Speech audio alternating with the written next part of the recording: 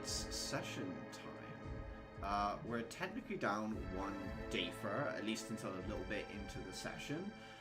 But when last we left off, we were just about to begin a fight. It looks like the Glomide are attacking the school.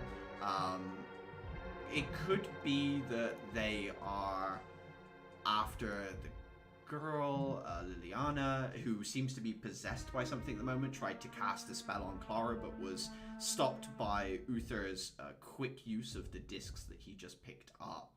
She is still stood, still conscious, but with an injured arm at present. There are a bunch of mirror images of Crescent, one of which was destroyed by Dafer. At the start of this fight, Dafer will be sort of handling another section of the fight, so there are more enemies on this map than I'm showing to you. It's just that other year 2 students, other parts of the academy are handling the conflict. As this fight breaks out, there is an attack happening on the school at large. You can hear there is fighting elsewhere on the perimeters of East Academy as well. Way down at the bottom of the map, we have your instructor, Axel, the woman with the long chain axe, and the creature that was at the edge of the bubble trying to sort of push its hands through near the wall. The Uther and Dafer were going to attack, but was kind of grabbed and taken away by Axel and their companion. There are a few more enemies on the map, as you guys noted, but as of yet, they technically haven't been seen by the group. Has everyone rolled for initiative? I believe somebody else are like the only ones that didn't. Yeah, I'm missing. Wow. Yeah, should be under, or do you mean from the map? Oh, you just mean initiative. Gotcha. Jesus Christ. Oh, wow. You guys are all awake. Alright. Dafer also had a 19. We'll remember that for when you come back, I suppose. I think that's everything set up. We're good to go.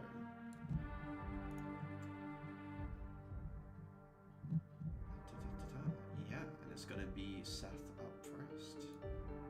Give me 1 second, we'll transition over to some combat music. Prepare for peanut gallery commentary.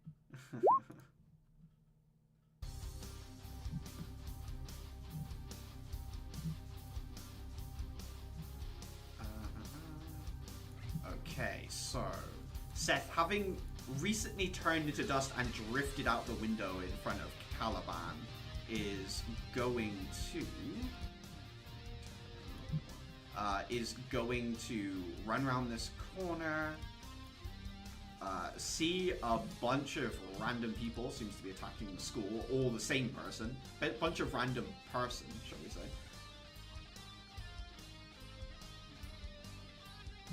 Is going to cunning action dash and is going to attack the nearest one.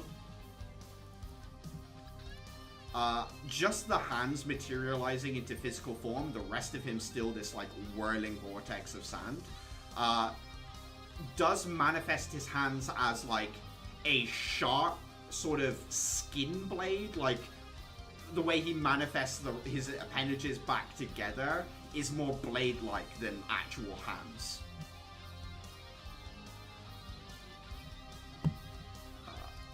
11 would miss, but we do have a second attack.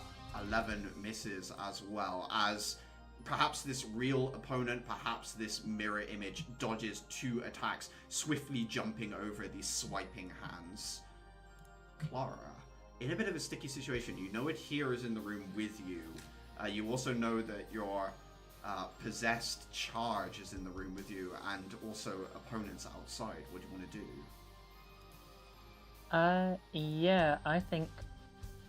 Well, I presume they're here for her. So my number one priority is actually, I think, trying to stop her from killing me / herself. Which means I probably shouldn't try and kill her. I guess I'm just gonna have to, like, punch her in the face. Yeah, go for it.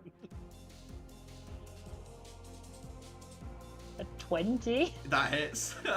What is unarmed damage if you're not proficient? I have no idea. It's 1 plus strength mod, I think. So 1. Oh, we're going with that instead of just a flat D4? Oh no. Yeah, no, if you've got monk levels, you get the D4, I think, or like a feat in particular. I tell you what, what's your DC for most of your stuff? Like your spell saves and things like that? 14. 14. I'll do a Constitution saving throw against going unconscious. DC 14. Your punch hits, lands. Where were you punching? Like jaw, nose? Like what was this like? I'm gonna go like chop to the neck. Yeah, you chop to the neck, overload the senses, a brief lack of blood to the brain leads to Liliana falling unconscious. Drops to the ground. It looks like there is like a sofa or something. Can I spend my bonus action to just like roll her underneath it? Yeah, sure. The sofa to the left-hand side of you here, yeah? So like here, I think. Yeah. Yeah. You managed to like shove her underneath the sofa. Oh god, I'm so sorry. Go get him, Adhere, or I'll stay in here. He shouts to the air. Uther.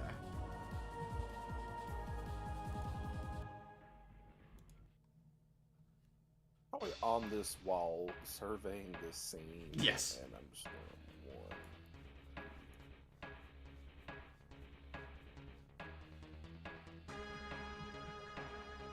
Yeah, no, here. It just. And what are you doing here? All of them turn to look at you in unison. Give me an insight check.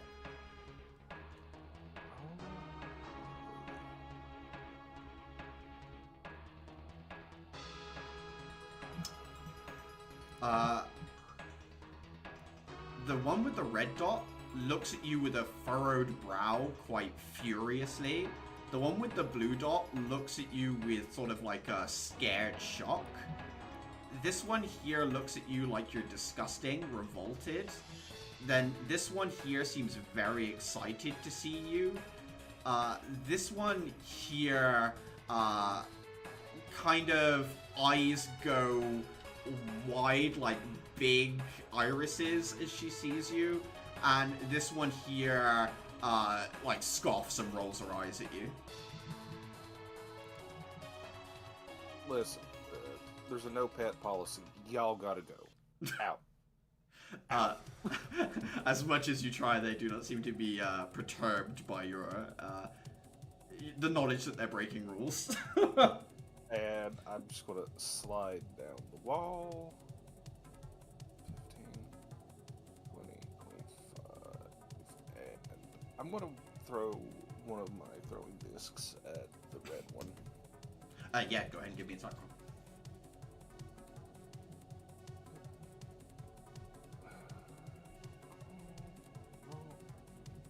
13 misses as they stop, duck underneath, and it embeds into the wall of the building. Alright.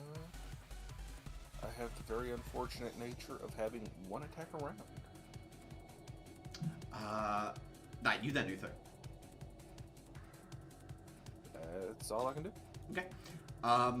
Clara, last session you dropped the coin. It made no noise. Rudolph's coin. At this point, from your point, where your vantage point, you can see in the distance a set of lights sweep across the city. One of the peacekeeping airships in the distance suddenly begins to turn and make its direction towards East Academy. But it will be a little bit before it gets here. Thank God. Off in the distance, Chain Axe whips out from the end of the half that she is carrying. She will move forward until her maximum range, and she will make some attacks.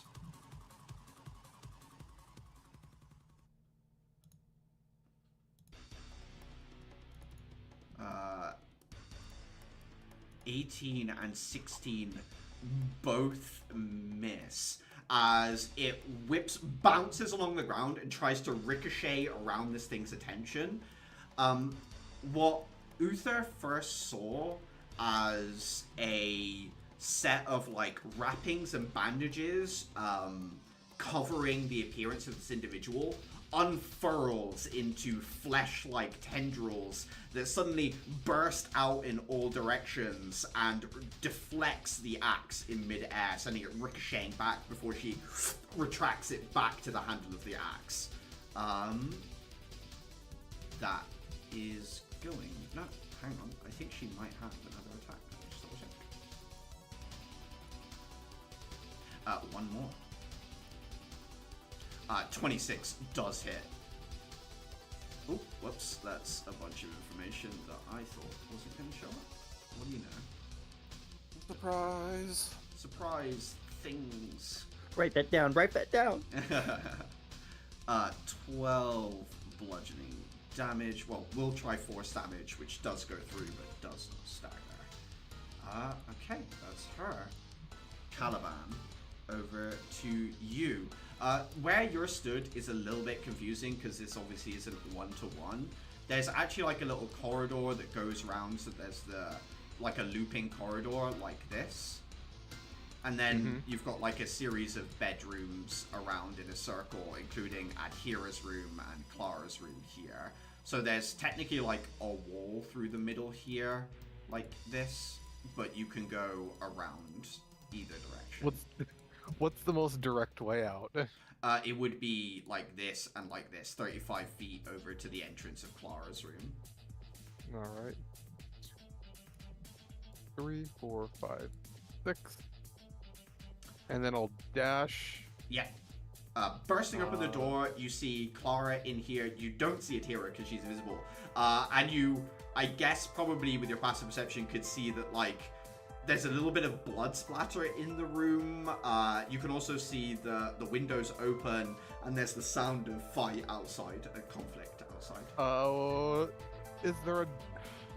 How... If Caliban jumped out the window, like, how far would the drop be? Well, you're on the first floor, so... or the ground floor, however you want to say it. You are... So, no, not at all, really. You'd be fine. Just dives through. Yeah, go for it. Oh, I thought we was up. I thought we was 3, on. 4, or 5. Yeah, I'll be right here. Okay, so that's your turn. You move, you dash, you get out into the situation. Adhira, invisible in the room. What do you want to do? There's just a sort of a wince as Clara knocks out our noble friend and stuffs her under a couch as she moves by. 1, 2, 3, 4, 5, 6. She is going to sort of flip over Caliban, and as she does it, she is throwing her scythe at advantage at Anger Crescent. Yeah, go for it. Natural 20 will hit. However, as the scythe hits, the mirror image disintegrates, disappears. And I'm going to skill stop. Actually, let me see. Yep. I'm going to use a bonus action to engage Spirit Form. So, that is down to 3 points, and I need them all to make a DC 14 Dex save. Or those two, green and blue. DC 14 Dex save.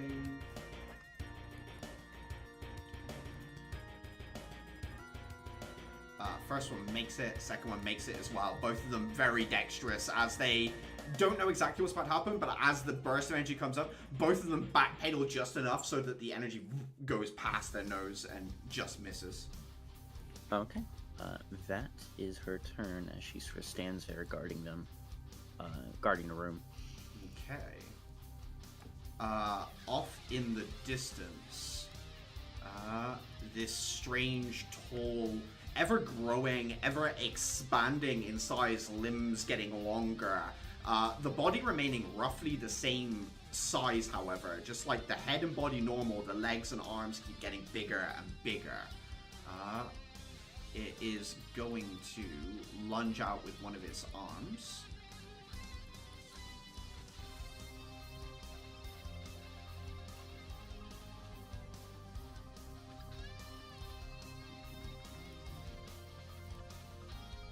Uh, 32 will hit.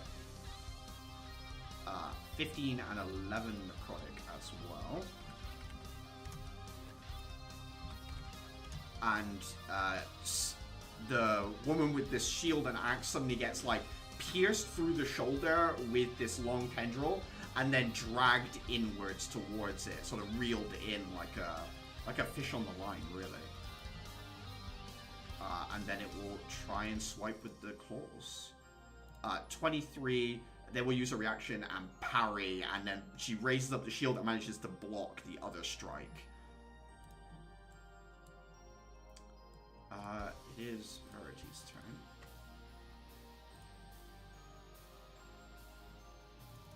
turn. She is going to run forward to here, see through the window, bonus action, Misty Step up until the edge of this, and then move forward 5 feet, realize her magic turns off here, step back.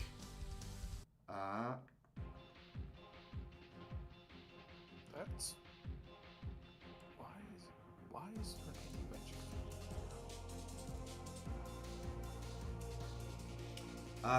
As a action, she is going to conjure a whip of sort of like sparkling light, and then she's going to infuse 2 key points into it to make it a +2 weapon.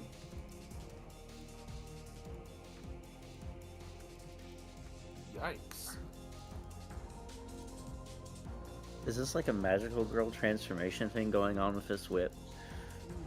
Kind of, yeah. Like, it's very sparkly. There's like a surge of pink energy that rushes through it. There's like star trails coming off of it as she whips it around and kind of tests to see whether the infusion of energy into it is working.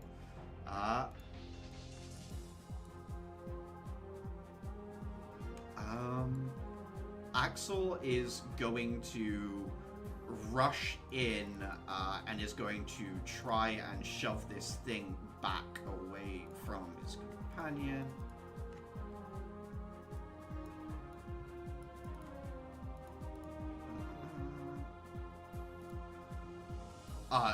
Just about fails as the shoulder check does not work. Instead, Axel will attempt to hit it with the hexagonal staff for the next one.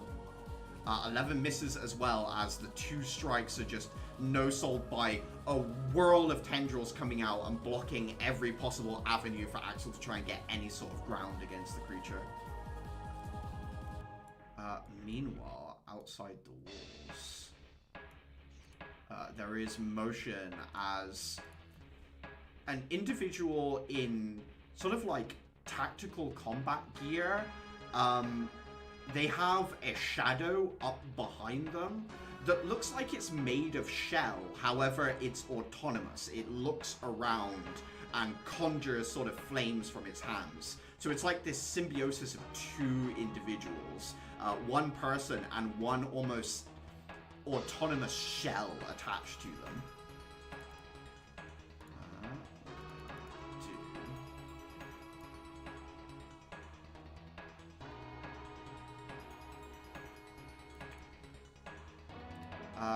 They are going to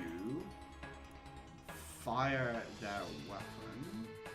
I think we're gonna target Seth and Uther.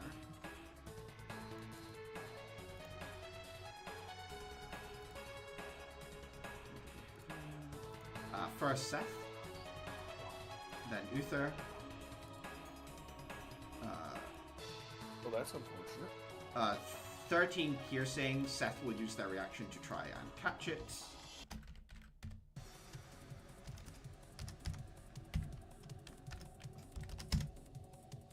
Just about manages to perfectly block the strike. Uther, you take... Oh, sorry, that's the wrong button.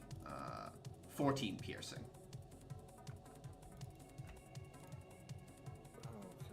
As a spray of bullets from what appears to be like a small SMG type weapon that goes over you.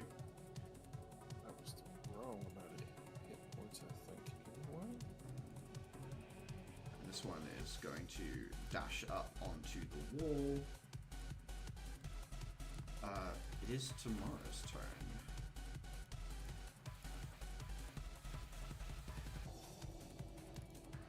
She is going to run this way. She will bonus action dash to get to here.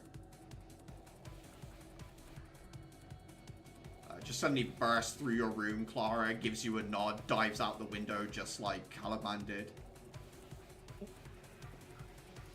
Clara laments the footprints all over her carpet. Yeah.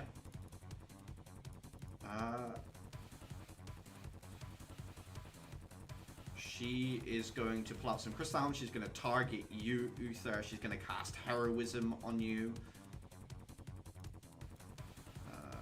You get...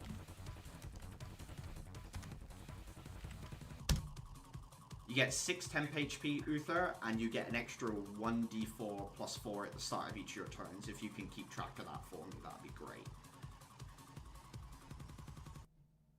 1d40 plus 4 temp HP? 1d4 plus 4. Okay. Crescent's turn. The one next to Seth will attack him. Natural one misses. He manages to block the strike. This one here is coming up next to you, Atira, to attack you. 11 misses. Yes. Sad mopes on over to Caliban and will attack Caliban. 23 Caliban. I'm afraid that does hit. That's 7 piercing. I need a con save. Oh boy. I can parry the physical damage, I think. Yes, you can parry the physical. Let me just...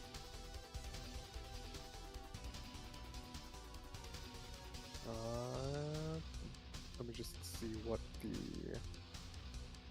Okay.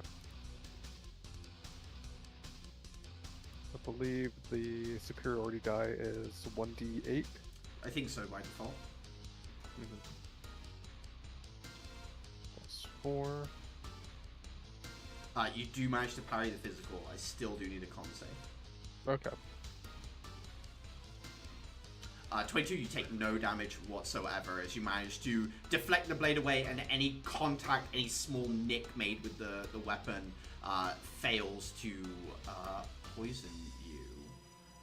Alrighty. So, I've still got orange and purple. We've still got excited and dismissive. I think this one is going to go this way after you, Uther.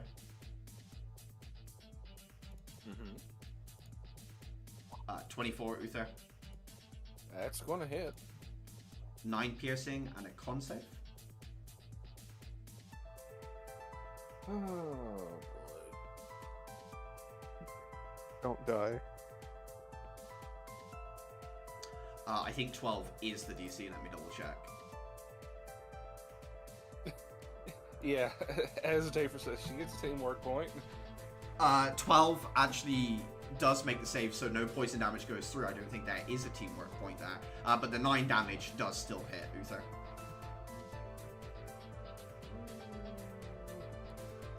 And then... good old excited here is going to go this way,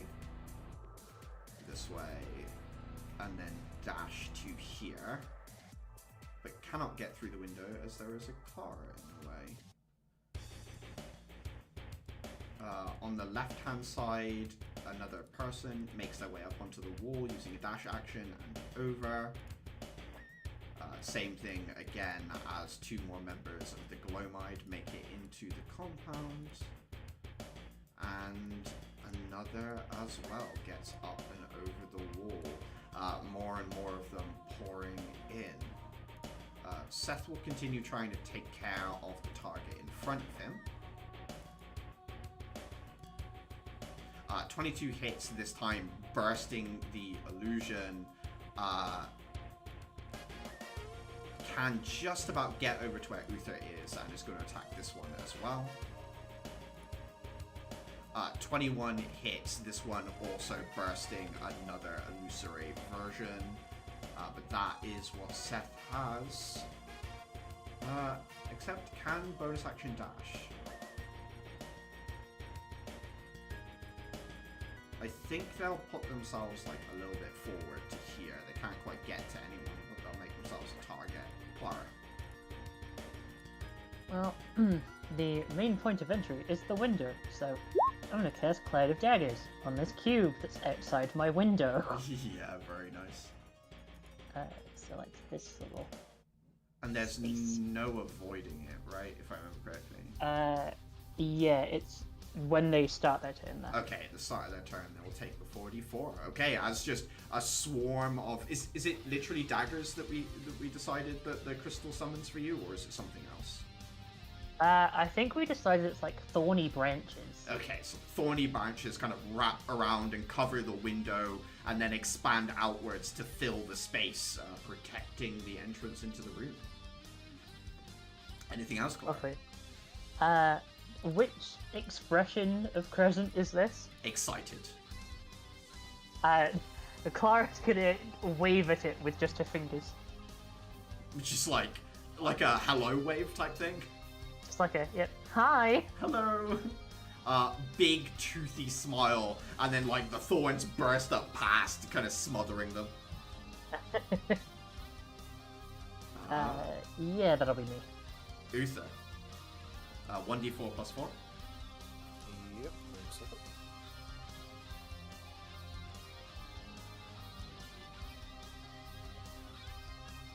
Hey, you know what would make that really, really fun?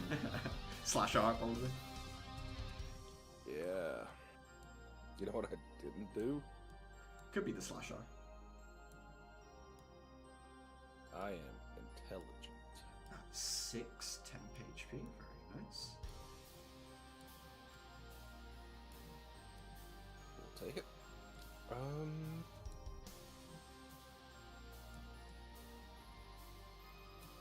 I'm just going to slide in here. And I am going to stab. The sad one, yeah? Yes.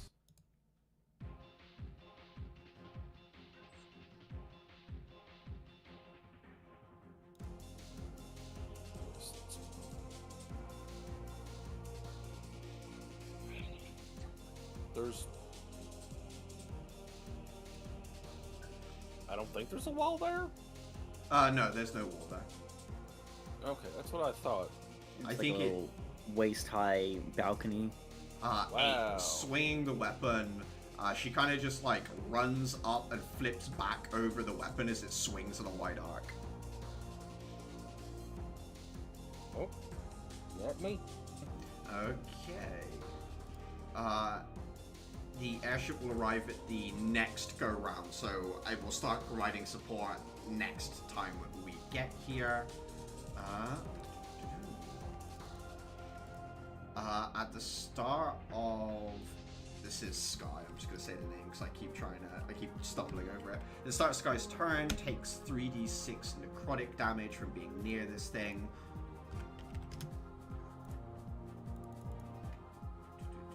What does she want to do? Are we all just fighting on the balconies now? Pretty much, yeah. Friends theme starts playing. Switching to the close-up version of her weapon. 17, 14, 27, action surge, 30, 22, 28. The 14 and the 17 don't hit, but the rest do. 2, 3, 4, thunder does stagger, so that is 13, 16,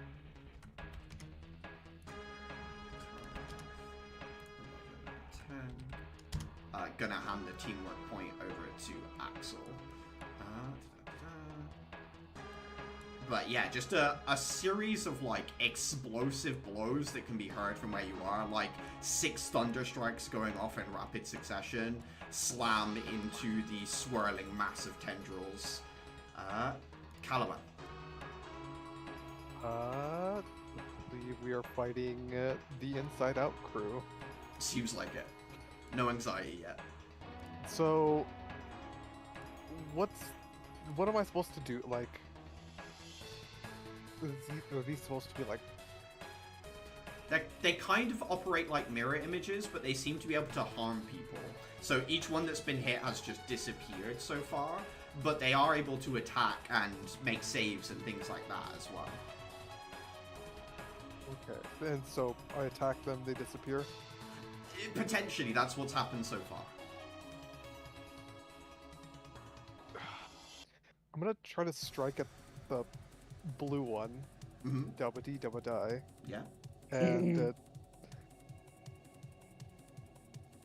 I'm not gonna be like outright fatal because I don't know like what happens on like Unconsciousness? all of them at once. Okay. But... Natural 20 will hit.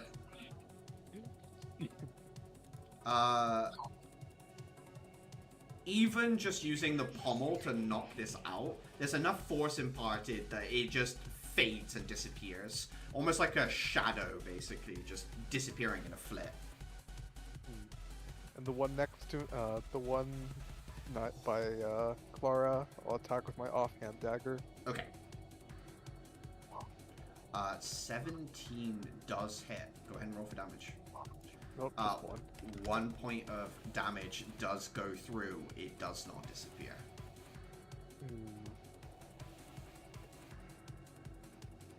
We found her. Okay. That'll be the end of my turn. Okay. Adhere. Adhira is going to swing out with one of her arms. 8 misses as she ducks under it. Bonus action. Actually, she'll step away using mobile to sort of give her more room on the next swing. Second strike. 25 hits. This strike does reach through with the scythe and disappears. Alright.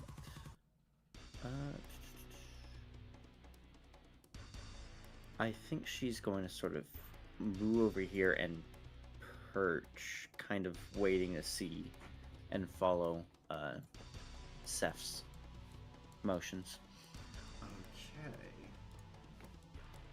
Okay. In the south, this tall creature, its tendrils wrap together and begin making symbols.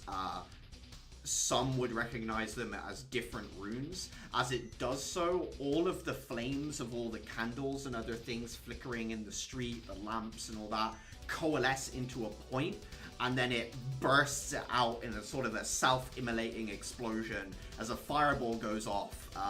It seems to be completely immune to the flame, but the two Empress Knights fighting it are not. They will make dex saves.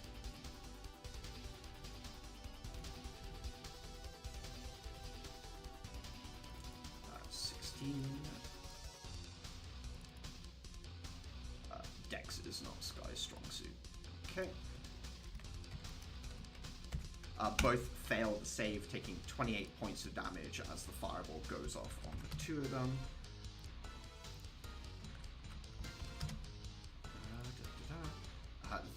That will be its turn, however. It is Verity's turn. Is going to get next to Tamara, reach out over the top with the whip, and make some attacks.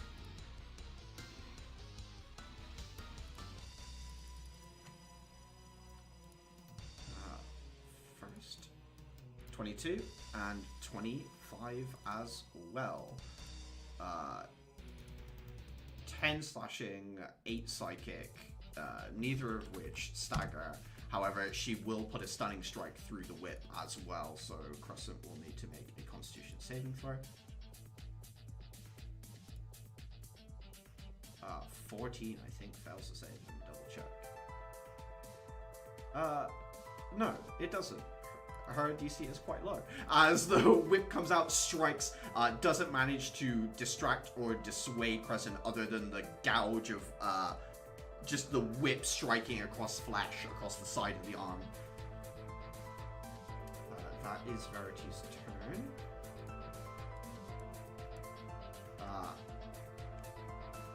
You will hear from a distance Axel yelling, essentially yelling for Sky to back away, and calls this thing deprived.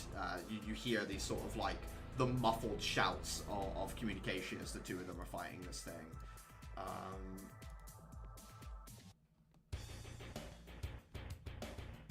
And is gonna reckless attack. 19 and 11. 19 just hits. That's 14 damage. It slams the staff into the side of this thing. So far, it remains unconvinced of the damage it's received and is still holding strong.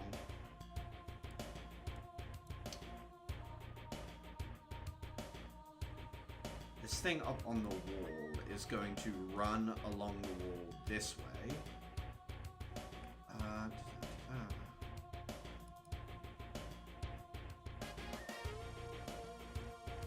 It is going to... It knows that Seth can catch bullets.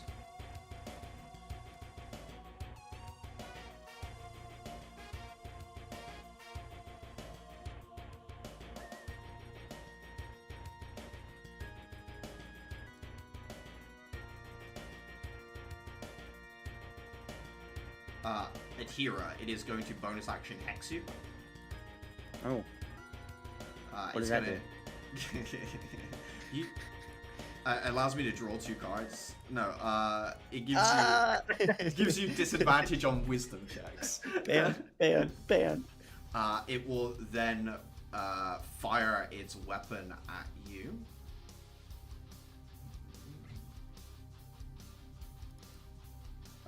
First shot. 19 versus AC. Yeah, it'll hit.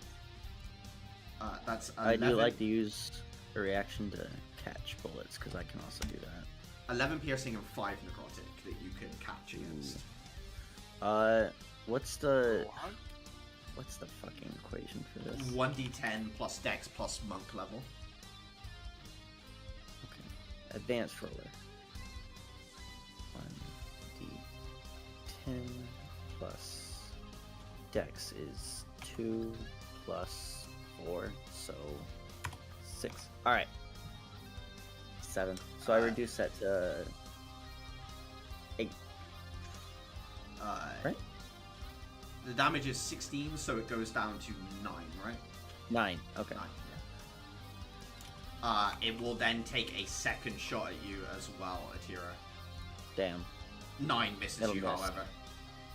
Sort of throwing my entire body weight to the side to avoid the second shot. Just a hail of bullets just rips through the floor and up the wall, smashes the window, pierces through the walls, puts a bunch of holes in your bedroom, Atira. No! This pistolier is going to get over the wall here. Unfortunately here it's going to focus fire on you. 9, however, misses you as you manage to avoid this one as well. Another bullet It's still in my scampering. It is Tamara's turn.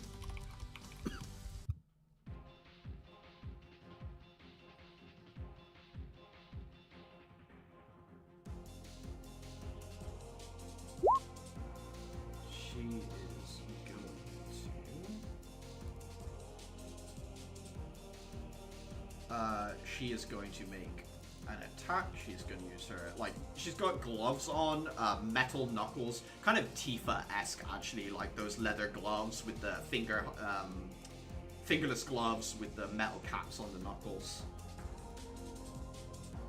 27 will hit. 7 bludgeoning plus 5 more sneak. And with every attack, she can actually move 5 feet without provoking attacks of opportunity, so she's going to get herself into this gap here. Seeing that there are a lot of people around this situation, she's actually going to try and split off and head off what's going on over here. So she's going to go like this, and then bonus action dash here, heading this way. 44 damage, is it, Clark? It is indeed. Do you want me to roll it? Or... yeah, please go for it. 8. 8 damage goes through. She will bonus action Misty Step behind you, Clara. And then she will try and stab you.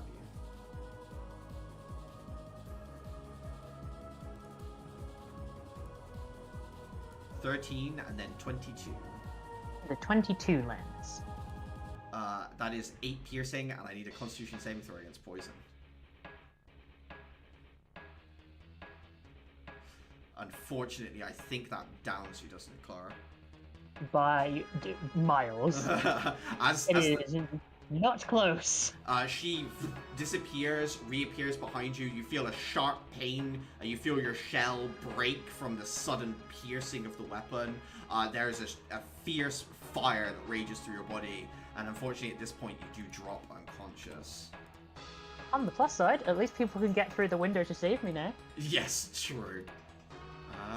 But that is everything for Crescent. Here. It's gonna move forward and take a shot at Tamara.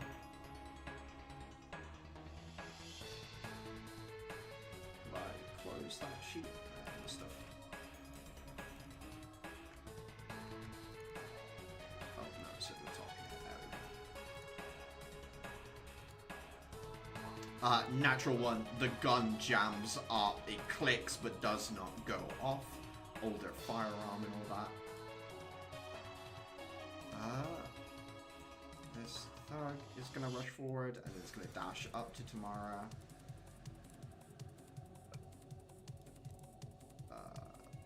30 foot gets this person up next to Seth. They're going to attack Seth. Oh, that poor fool. Does have like a small bludgeoning weapon, kind of like a club, mace, big heavy head on it. 23 does hit. For 5 damage, as it swings into the cloud of sand, compacts it just enough, bam! As it sort of does take a chunk of this off. At this point, it is Seth's turn.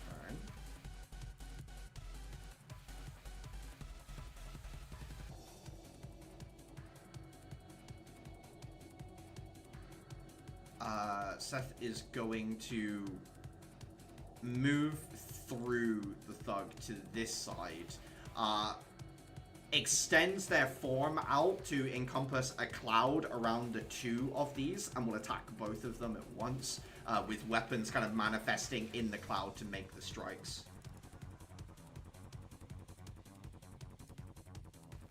20 hits, and they are going to transfer the sneak damage, doubling it, so if they hit and deal sneak to one target, he can deal sneak to another within the radius of his storm. So he's going to deal the sneak for free to the thug. Oh, it didn't actually go through, so give me 1 second. So that's enough to down this one and 8 damage to the thug as well. Clara, I think I need that saving throw. Yes, you do. Good luck. Is there a button for that? Yeah, there is. That's 1 fail, Clara, as the poison does its nasty work. It is Uther's turn.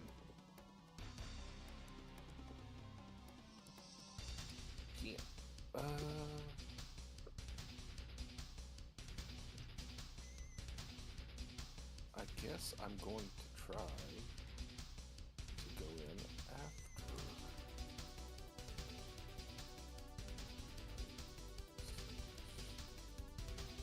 There's no way I can get in between her and the door, so.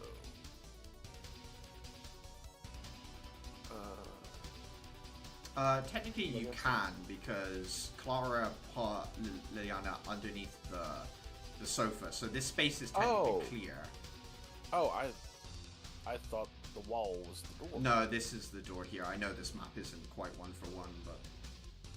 That's good, because that keeps me in between her and the girl, too. Okay. I think I have to re-roll my temp. Shame, because I have a nice big buffer here, but... that's fine. Fine, yeah. Oh no, you've already got the 6, gotcha. It's... Listen, if she touches me with that knife, it's about all the fun. Mm-hmm. It's a scary knife. It really is. She's down, so she doesn't count as an ally. Unfortunately, not for the purposes of sneak, no. Please fucking hit. Oh? 17 does connect. Hey! In the tight room, she doesn't have as much room to squirrel around, and 15 damage goes through. More than bloodied at this point, as that blade does some nasty work. Her speed is reduced by 10. Very nice. Take this And that'll be my turn. Nothing of smartest remark. The airship is going to target the deprived. A big, heavy, sort of railgun type shell goes careening down the street. Oh no, they're going to kill our teacher. 29 points of damage as it blows a chunk out of the shoulder area of the tendrils. Just a big hole left in it that it suddenly surges to regrow, but its size is diminished after that impact. At the same time, an arcane gate opens up in Clara's room. And Rudolph will step through. Third summon get. Government man. He's gonna look around, sees Clara on the ground, sees Crescent up, and he's gonna make a choice. He's going to choose to cast Suggestion on Crescent.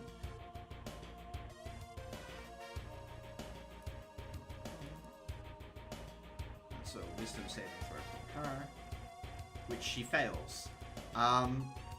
He looks at her and says, I suggest you tell me why you're here and what the purpose of this is. Her head swirls, she's confused for a moment, and then says, here to reclaim the girl, and if that doesn't work out, then, and then, she suddenly kind of swirls, shakes her head again, and he clicks his tongue. That's his turn. It is Sky's turn, and she is just fighting against this thing. Although, actually, she's going to disengage and move back under Axel's instruction. And then, bonus action.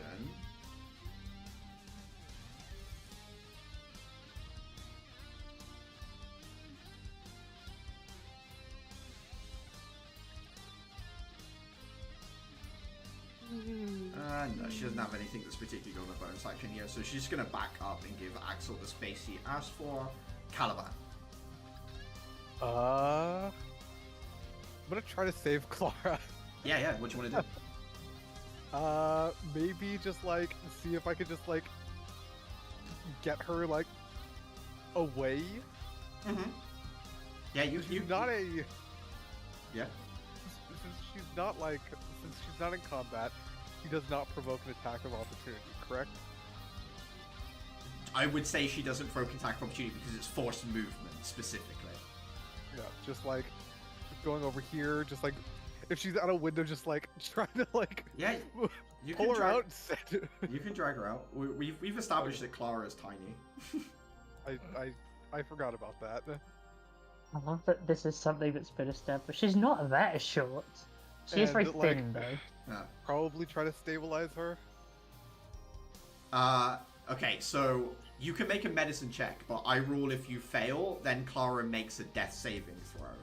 She does have one failure, so if you fail the medicine check and she rolls a natural one, she's dead. So that's the gamble, as it were. No, that's too high of a risk. Because it is a DC 15 medicine check off the top of my head to stabilize someone. Yeah, I don't think I'll be making that. Okay. Just gonna go over here, and I'm gonna go help Uther. Okay. So you drag Clara out and then jump over her unconscious body and into the room.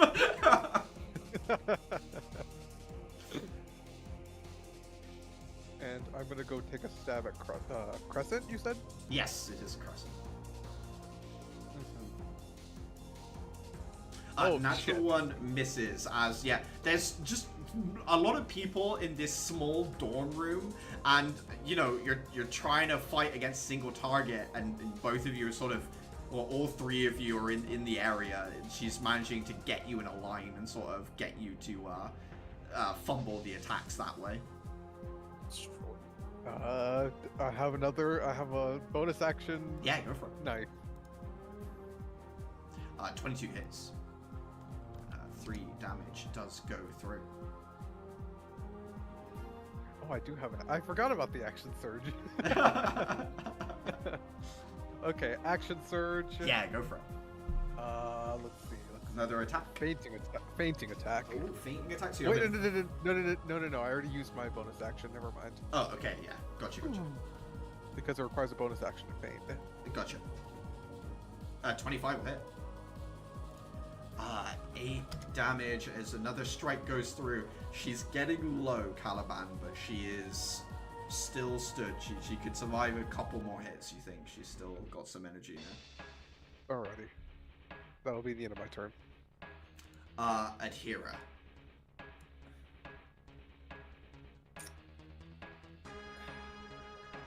Adhera is going to look at the bullet holes in her room, turn back, and very angrily, in Lamshi, start shouting at him, "That was my room!" The extra arms discard their blades, pull out a crystal, and cast Wrathful Smite for her. Okay. And her scythe becomes imbued, and she throws it at...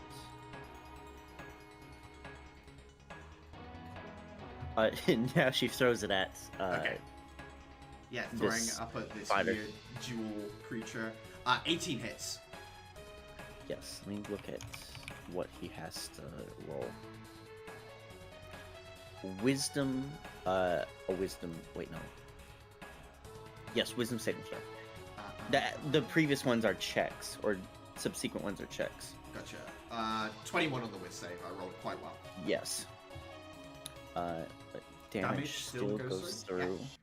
So it is going to be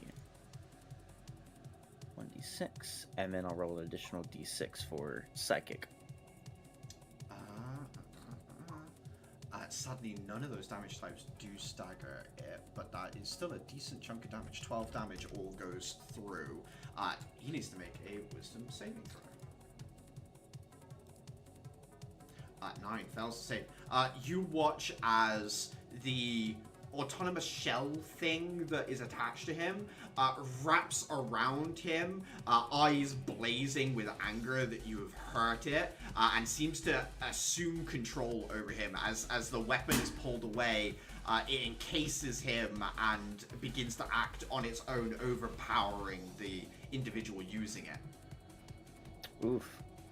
That's nasty. I'm backing up from that. That is her turn. Okay. Large swirling vortex of tendrils is going to use an action to teleport. It can go 120 feet to any location it can see. Oh no. It will then jump up and over the wall to here. That is its turn.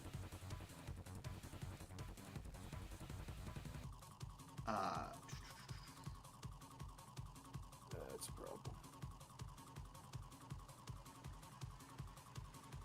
Verity is going to move against it. Will run up this way, keeping the distance of her whip, and will strike against it. 26 and 21 do both hit, and she will try and... wow, big hits. 15 and 12 damage. Big hit. She will try for stunning strikes on both. If the first one succeeds, obviously she won't do the second.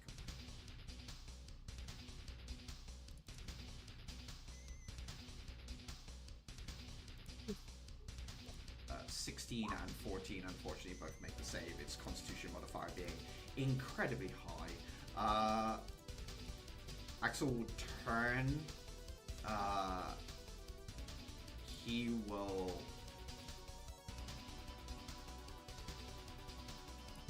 Let me measure some distances.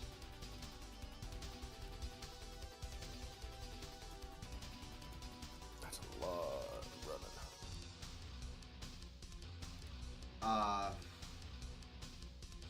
He will look at Sky will shake her head.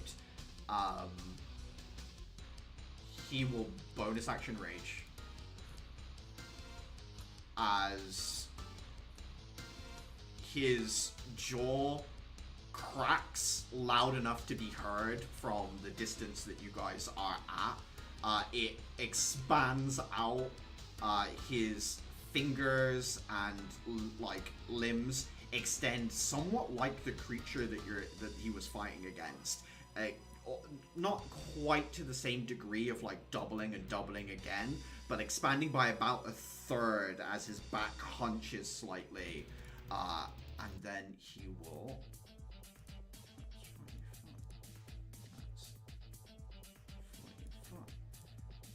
And then as an action, he can get another 40 foot as he bounds over the wall, suddenly shooting back into the area of combat. You see your instructor, much more bestial in nature, with sharpened teeth and extended fingers like claws. This very angry creature, having understood your Lamshi, Adhira, and having hurt it, is going to target your bedroom with a fireball. Not targeting you at all. It just shoots a fireball through a gap in the wall and blows your room up, igniting the bed, igniting the things in there. The room just goes up in an inferno of fire as that is its turn.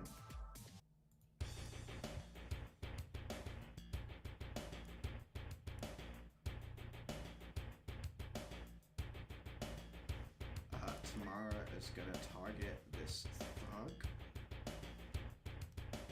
Actually,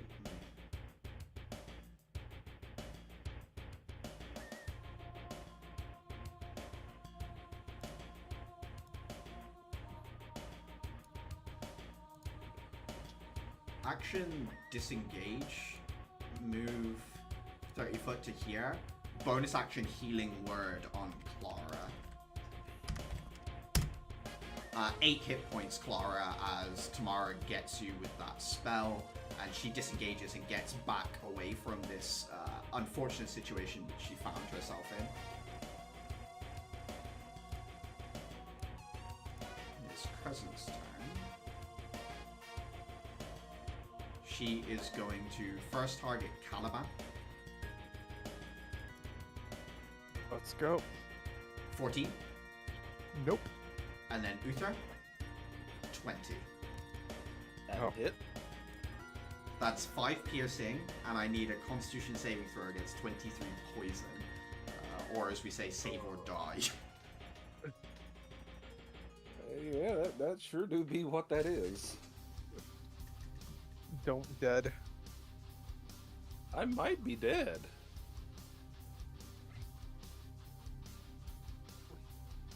I'm dead. Unfortunately, she shakes her head from whatever spell Rudolph cast on her, turns, swipes while the Caliban manages to regain her composure, gets you in the side, Uther. The poison injects. It doesn't quite kill you because the damage has to be over your health bar after your health and temp HP subtract. But you are not unconscious. But that's yeah, no, it's not enough because you've got 22 max HP, and after the 5 piercing, you had 7 HP, so you are still alive, just unconscious. I will say, however, she does get the teamwork point for that, which she is going to pass to the creature outside that just fireballed at Hira's room.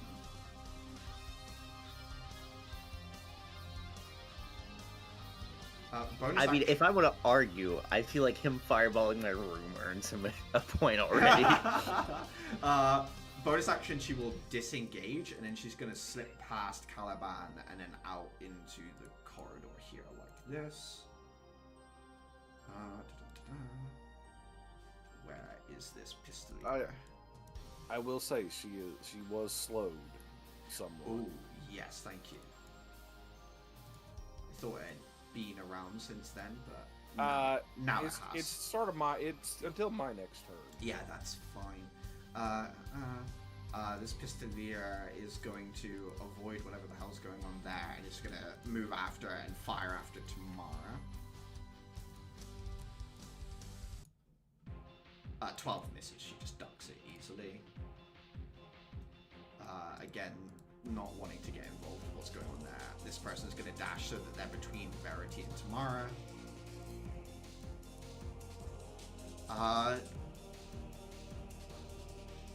I think this person understands that they are outmatched. Will try and run out of this cloud. Attacking opportunity from Seth. 19 will hit. 9 piercing. Another 3, 6. Another 11 on top. They are stood, but barely. And then they're going to close in on you, Atira, and attack you. That's a choice.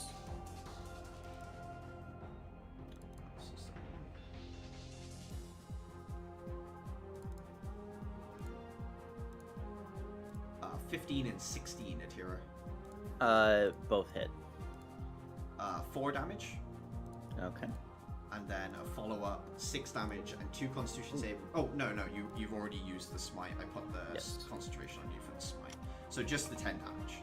As 2 big, heavy hits land against you. Seth will look at you, Atira, as a voice comes from the cloud. Do you have this? Yes. Will zip up and along the wall and back towards the creature on there to attack it instead. Running out of the ability to maintain this form, we'll use it while we can. 17 hits, 11 does not. Another 3d6. 17 points of damage does go through, and that's a DC 10 Constitution saving throw against the hex that is on Atira. 11 just about managed to keep it up. Clara, you are conscious. What does it take to get up from prone? It's half your movement. Okay, cool, that's fine. I'm gonna spend half my movement to get up. I'm gonna spend the other half to, I suppose, dive past Caliban back into my room. Mm-hmm.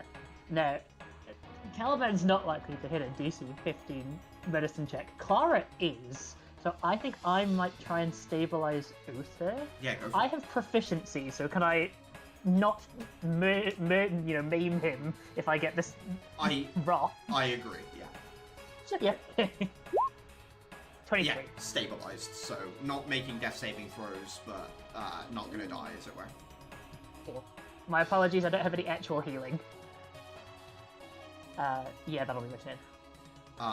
Uther, you're on. Oh, wait, no, hold on. It will not be my turn. Sorry. Oh god. Go for it. I'm gonna cash in a charge of patience to enter stealth. Okay, cool. As you hide in your own room.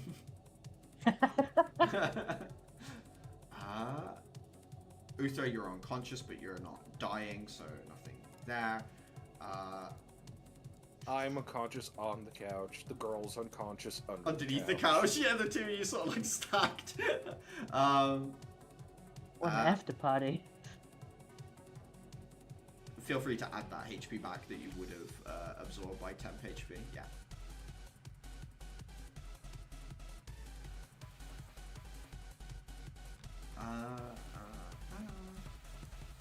The ship is gonna get in close and is going to target Sky with a haste spell as some of the onboard crystalline flares up and she is hasted.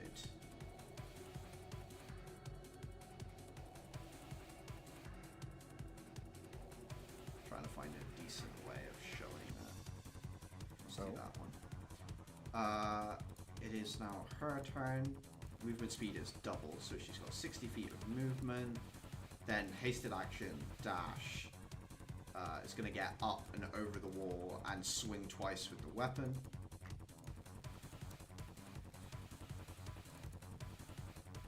Using chain version. 13 misses, 21 hits. 12 weapon damage goes through. Caliban. Alright. I'm chasing after her. Yeah, running down the hallway after. 3, 4. Gonna take a stab. Yeah, go for it. 25 hits. 11 damage. Your reaction, Hellish Rebuke. I need a dexterity saving throw. Alrighty. You take half damage, so 10 damage goes through. What is... Let me just get rid of my temp HP. And, let's see, let me just apply... Okay. I have Hellish Rebuke as well, so I'm tempted to Hellish Rebuke or Hellish Rebuke. I actually think that works, yeah. I can't be bothered to read whether it's weapon attacks only, so yes, I'm gonna say yeah. I have the description. No, it is damaged. Okay, alright. In which case, dexterity saving throw. This is fucking stupid. Sadly, natural 20 and she does have evasion, so your Hellish Rebuke suddenly, like, the two counter forces go off, but she jumps up, wedges herself into the corridor ceiling, and then drops down underneath the wave of flame that comes off of yours. You know what? I have my bonus action dagger. I still have one last hit. Yeah, go for it. 16 hits. Oh my god. She is stood on a single thread, Caliban, as the dagger, like, her eyes, like, glaze for a second, but she manages to, like, shake her head and remain conscious in the corridor. So dumb. Oh, okay. Good. Anything Any there? hit on... I think Battle talking map, like feint and stuff like that, right? Like, because the extra dice would have done the damage, but I think you need a bonus action to feint, right? Yes, and I just used my bonus action to... Yeah, to attack with the dagger. Yeah. So yeah, that you, Caliban? That's all. Atira. She is going to make a wisdom check because she is very angry. This is at disadvantage. She is going to pull her head back spit out a bit of blood and just very slowly through grit teeth, big mistake, as she point blank casts Wither and Bloom centered on herself. DC 14 Constitution saving throw. It's just the one in front of you, right? I think. Yeah. Yep. 16. Kill the guy. He makes it, so he takes. Half. Yes. I think this will still be enough, to be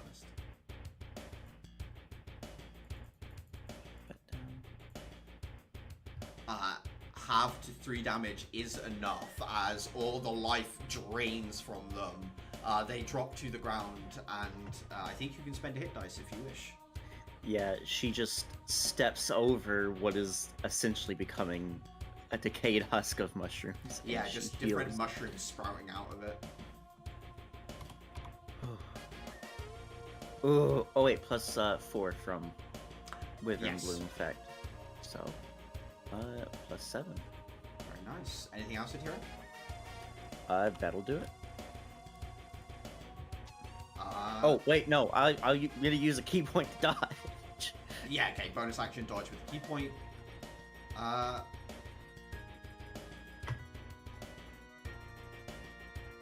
This thing is going to consume a point given to it by Crescent in order to cast another spell.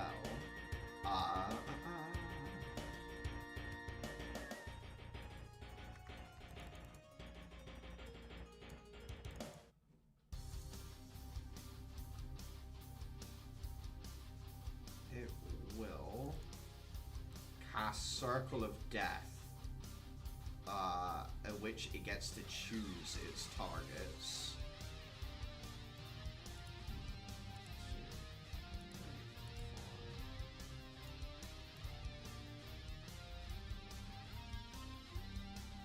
Let me just double check something. I think the radius of this thing is huge, but I can't remember the 60-foot radius. So actually, you are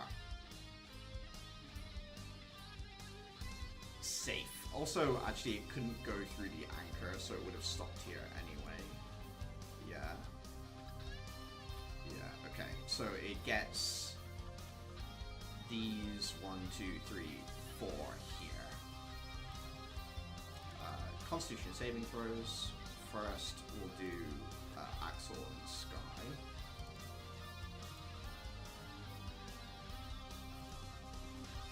Uh, 15 fails to save. Let me just roll the damage so I know what we're.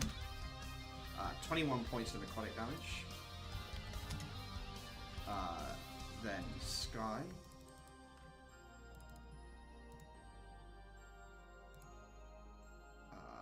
Even with me rolling the wrong one, that's not enough. So that's 21 points of damage. And it will give a teamwork point for the stagger to the thug. Verity next, and then it is tomorrow. 20 makes the save. And 2 fails the save. Does heroism work on an unconscious target?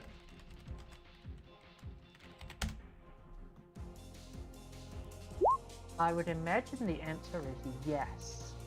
But I don't think it does anything, because it needs to be, like, actual health. Yeah, so I think the corpse, like, not the corpse, sorry, the unconscious body is protected by heroism. So the temp HP I think would still apply, but it wouldn't wake Yeah. Uther up. Yeah, I think that's a good way of looking at it. So I'm just going to roll a concentration save for tomorrow as well while I'm here.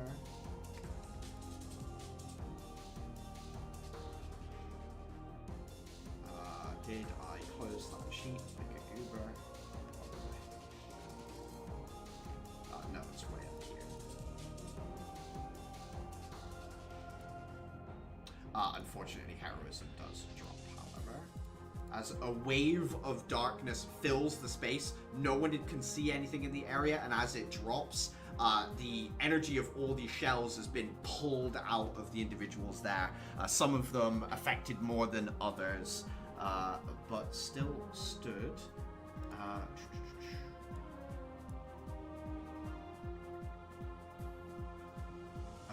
Verity is going to attack. Well, it's going to shift this way and then attack the thug. 17 and 20 both hit for 11 and 9, 20 points of damage. Is bloodied but still stood. Axel's turn. In their more tall bestial form, first of all is going to attempt to bite it. 19 does connect. 5 piercing damage, and it must make a wisdom saving throw.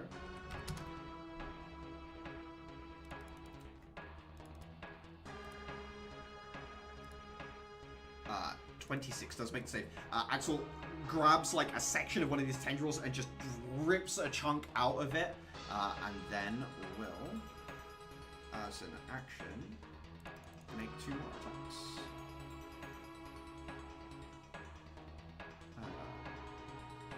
Keep losing the sheets. Too many sheets.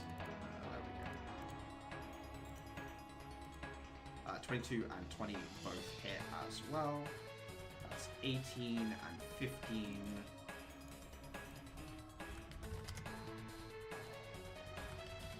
Two very strong blows to the side of it, but it's still there.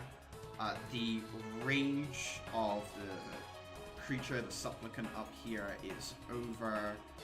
It is going to turn and target Seth.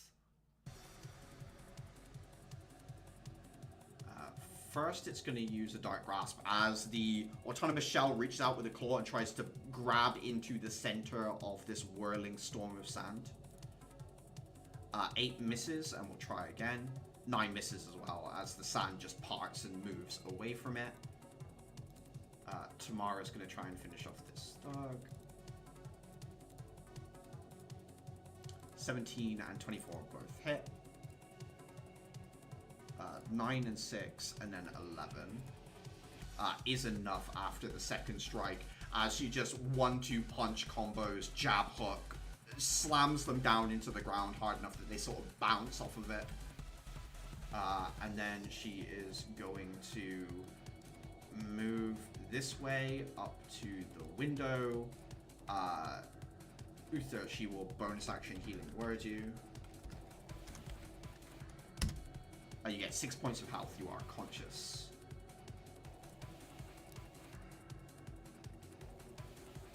Crescent is going to turn on you, Caliban. 11, 24. Alright, 24 makes it. That's 5 piercing. I need a Constitution saving throw against 25 poison damage. I am gonna parry that physical. Yeah. Let me just... 8. Honestly, that just completely... yeah. I was expecting. You perfect block the strike. However, you do still get nicked. I need a Constitution saving throw. Natural 20. As the poison hits you, this time, Caliban, your body's more ready for it. As it goes into your arm, Crescent's like brow furrows, looking at you as you seem to be more than unaffected by it. You don't seem plussed by it at all. She will bonus action disengage, and she's gonna get around the corner again. But that's all she can really do. I think the Pistolier is gonna fire into Axel's back.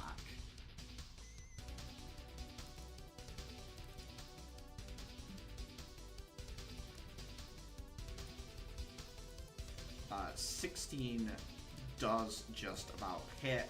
It takes 3 damage, is barely notices it. Just like impacts into the shell, almost bounces off of it. This is the last turn Seth has of his whirlwind form, and is going to attack the creature next to it.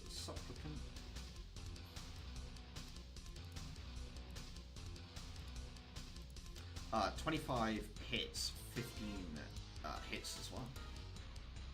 That's 11 and 9. It's 20 points of damage, and then the extra 3d6 as well. 6 damage on top. This thing quite strong. The autonomous shell protecting from most of these strikes, taking the hits for the person with the gun. Seth recoalesces into a more normal looking individual, though still in different places does seem to shape and reform. Clara. Okay, well, I've had quite enough of this, thank you very much. So, I have to do some maths here. 5, 20, 30. Yeah, I'll need to dash to get there, but I'm going after her. Mm-hmm. I am stealthed. Yeah, you'd be hidden as you sort of come around the corner, Yeah. as it were. I'm invisible, so I'm gonna take I'm gonna put on my good shot. Not sharpshooter though, I need to hit it. Come on, Clara, you can do it. 22? 22 hits. Cool, I'm not taking any chances. I'm gonna spend my other patience point to up my sneak attack die, which does go off because I'm invisible. 14. Lethal or non-lethal?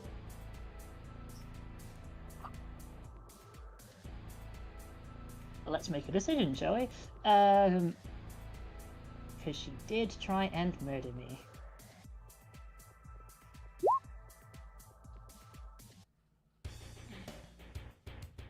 How smart are you, Clara? I'm gonna try and take like a leg off. Non-lethal, ridiculously maimed. I got you. So she's going unconscious, but you're like, yeah, how do you do this? Because she's going down. I think Clara is gonna burst through the door. She waits until Crescent turns round. Doesn't see anything there because Clara is completely invisible, and she just hears a, "You shouldn't have come here." And I'm just gonna go straight through, like, just above the knee, and just take a leg out. Shocked eyes, and then the next second, unconscious, drops to the side. There's a lot of blood, obviously, Clara, but you can tell that there will be some time before that makes her pass from this mortal coil. She is down. Cool, that cost me everything I had, so yeah, I'm good, that's my turn.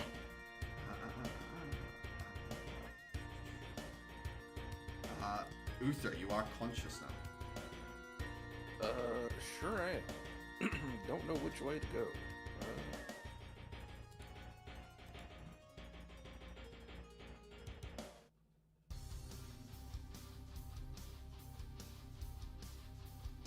I really don't know what I could do out here.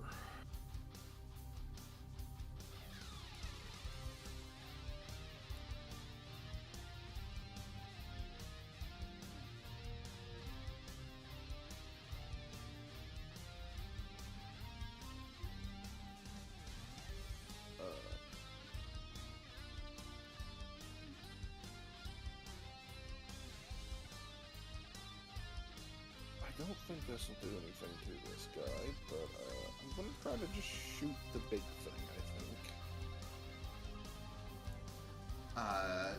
The big creature fighting axe on the present, yeah? Yeah. Yeah, go for it. 15. Your bullet finds the mark, but unfortunately just the sturdiness of the creature causes the gun to not do anything in this point. Yep. Thought that would happen. You take the shot, duck back in. Yeah. What is that blue dot? It's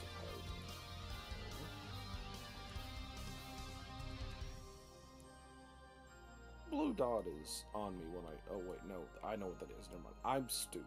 Okay. The rotation her- dot, I see.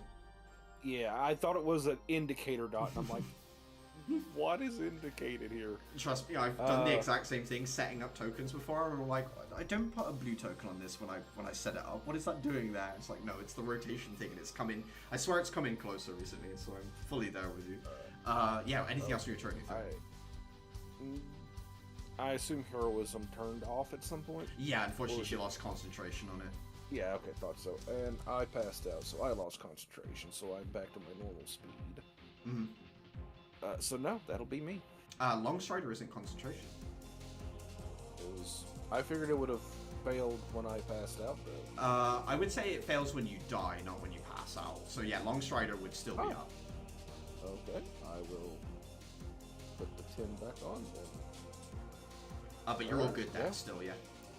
Yep, nothing much to do. Not enough health to want to be out there. Rudolph is going to walk out this way. And then come around the corner. Cunning action. Get to here. He'll look at you, Clara, look at her on the ground.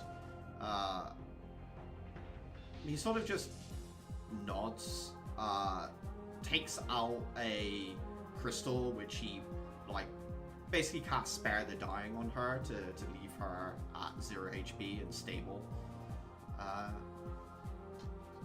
He just says, you can help with outside. I'll question her. Don't know if you have a response to that, Clark. Just make sure she doesn't go missing. Be very careful. I obviously can't move back, but Yeah. I will. Okay. I will give him the impression that I'm going to go back outside.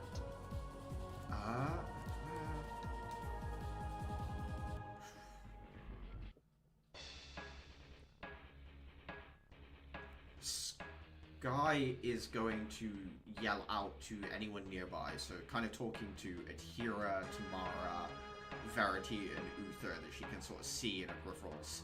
She says, when this thing is down, we're going to have to deal with Axel as well. Once he's done with it, he's not going to stop. I want you all to support me as best you can. And then she is going to move to here and attack the tall creature.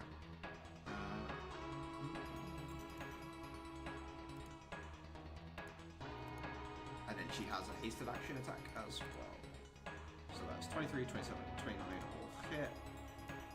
12, 11, and 11 as well.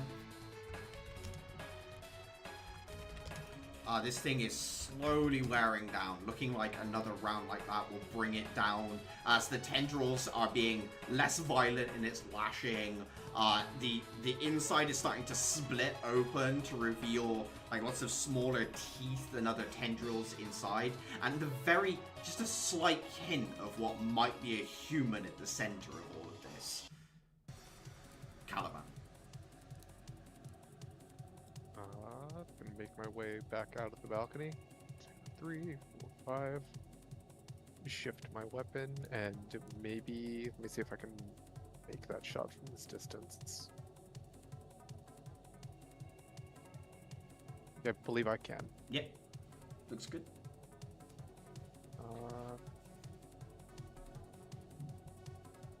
Just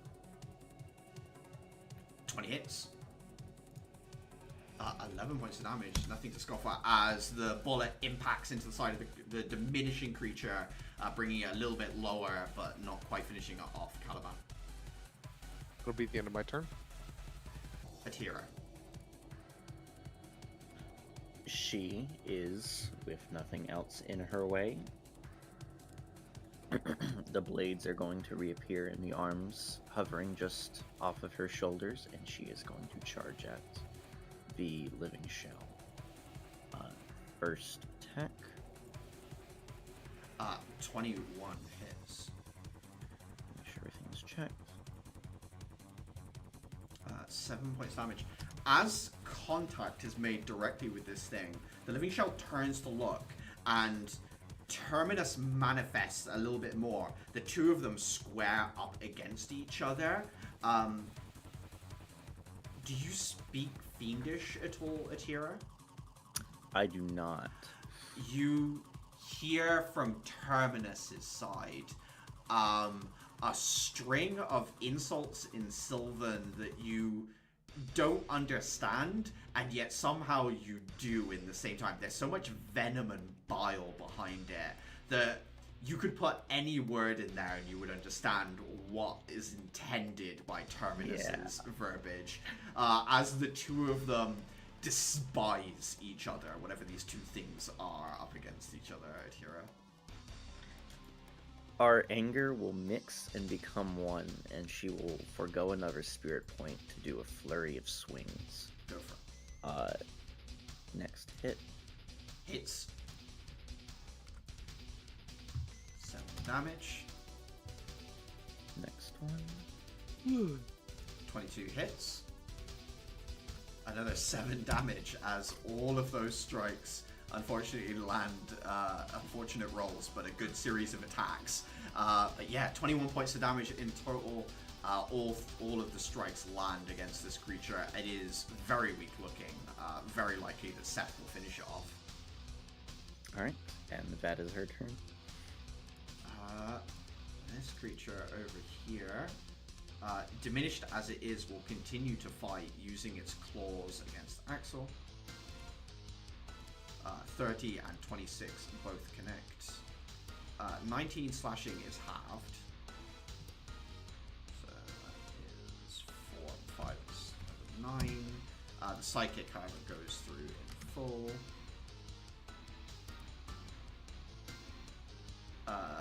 You don't get prizes for nat ones on a d4. 8 and 11 psychic as well. Axel, very hurt looking, but still fighting as if he is not. Verity is going to loop around the situation and try and deal with this over here. So that's a bonus action to get closer to the Pistolier, and we'll strike at him in order to try and make this a little bit of a simpler encounter. 25 hits, natural 1 misses.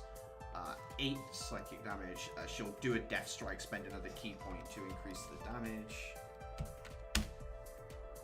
That makes it enough to knock him down in one. As the whip hits the solar plexus, knocks all the wind out of him, and he drops unconscious. That is her.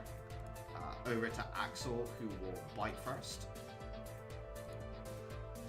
24 hits, and then 2 staff attacks. 28 hits. 19 points of damage. Is not quite enough. This thing is stood on a sliver like Caliban and Crescent from earlier as he tears into it and swings the stick against the side of it.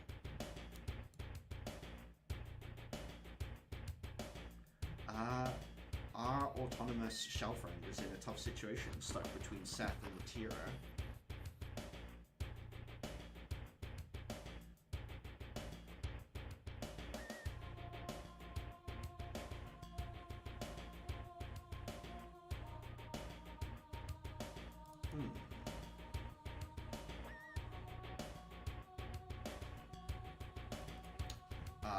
Will cast darkness on himself.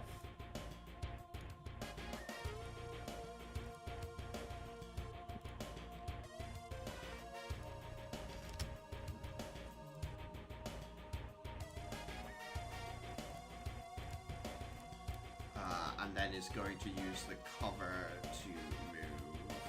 Oh, Hex drops, by the way, so that's coming from you. 30 foot back this way. The darkness is obviously suppressed in the circle of the anchor, so there's no darkness in that space there. Does that give us an attack of opportunity? I don't know how. Attack of opportunity is a creature you can see, so technically it will stop you. It's Tamara's turn. She's gonna go to the right hand side of this circle here, and is just going to launch a...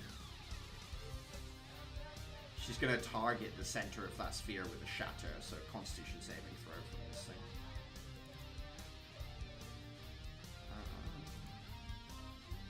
Makes a save, but still takes half damage. Wow, that was a big roll. 10 damage, but just a DC 10 concentration save. Fails, and the darkness drops.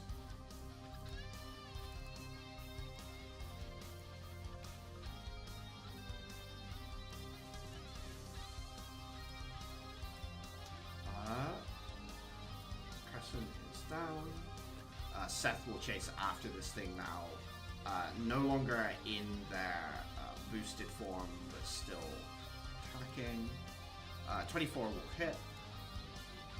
7 piercing damage isn't enough to finish it off, though, and it doesn't have an extra attack anymore, so Adhira might be down to you. Clara. Well, I have to spend my movement and a dash to get back to where I came from. Mm-hmm. Oh, there's more people in ways of the window. Have I got a different window I can get to? Oh, sorry, World, I'm getting background noise from you. There you go. Okay, I can get to this window instead. Yes. So... What's in? This blue thing, is that a friend? That is a friend, yes. Yeah, another Empress Knight. Okay, cool. I'll go for the big spooky tentacle dude then. Yeah, go for it. Let's double check what I have on and what shouldn't I have on. Okay, that looks fine. 13. 13, yeah, no, it doesn't quite get through the defenses. That's fine. I'm back where I need to be there. Right. Uther. 2 very low creatures.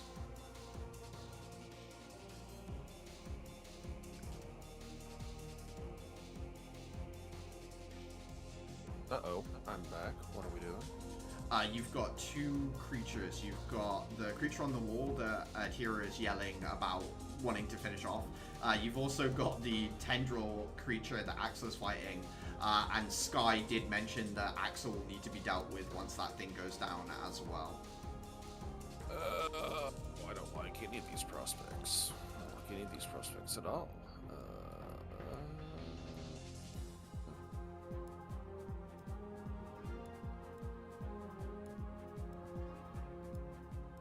I really don't have the hit points to deal with Axel, but...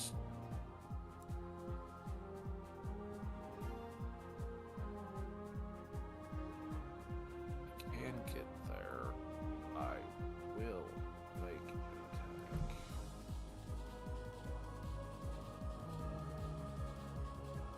Sneak is enabled, cause technically an ally. Hey, look at that, I hit. 22 will hit. It's a miracle. You have sneak as well?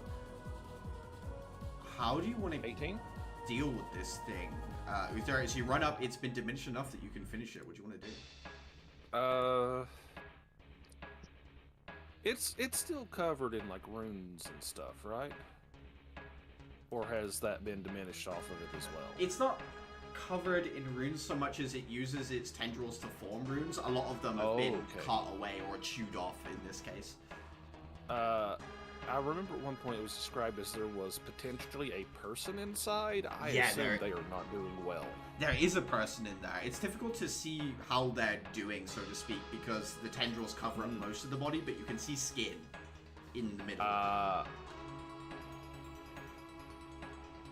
This is going to sound fucked up, but I essentially want to like fillet the tendril beast off of the person. Just as close as just sever that connection. You find the point between the 2 bodies. You slice up with the blade, severing as much of it away from it in one strike as you can from one side. The portion that drops to the ground completely separate seems to break apart into wisps of nothing and fade through the gaps in reality back to a place much lower than your own. The part still attached to the body as it drops unconscious I don't know if you ever watched The Thing, where like the head escapes on its own, it like separates off and like crawls away like a crab. All of the different disparate body parts of this creature attempt to try and separate themselves away, at which point they start to squabble with itself over which portions of the body it gets. As an arm detaches, the other arm kind of reaches over and grabs at the bottom, and then like the legs crumple inwards and you hear the crunching of bone as different parts of the body cannibalize itself until eventually it kills itself completely and then disappears like the rest of it, leaving just a mangled body on the ground. That's fucked up. That's more fucked up than what I did. Uther, looking across from you after this, you see your instructor, tall, eyes looking over in a faraway place, very angry, blood and gore like all over the face and hands. You are the first thing that is in his path. No, I'm not. Cunning action. Disengage. No, dash. Dash. And I have 40 foot of movement right now, so I'm going to scale this wall. Okay, running up the wall there. That's a Tom and Jerry skit. Like you see, like you're Tom, you see the dog, and you start climbing the fence.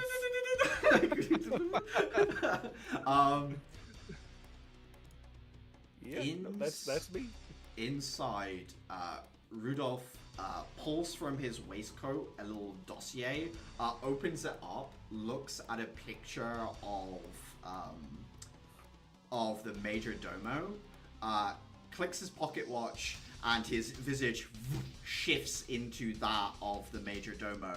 He then pulls a small gun from his side, shoots Crescent on the ground, and then using his action will cast Speak with Dead, and then will kneel down looking like the Major Domo and begin to talk to the corpse of Crescent. It is Sky's turn.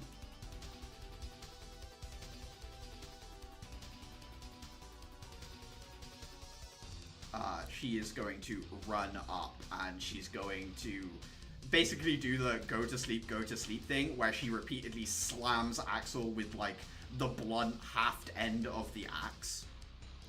16, 26, and 27 all 3 hit. Using thunder damage because she knows he will not be able to shrug that off.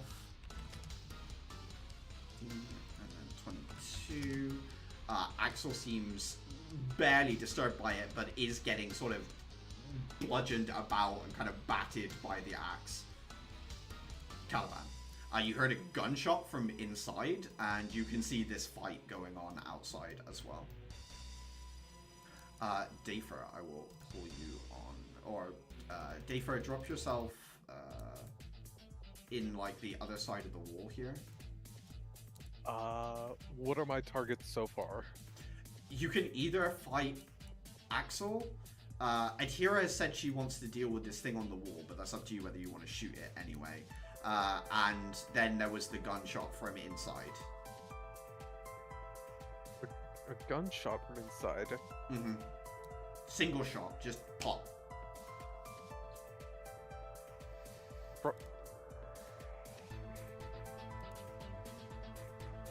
Shit.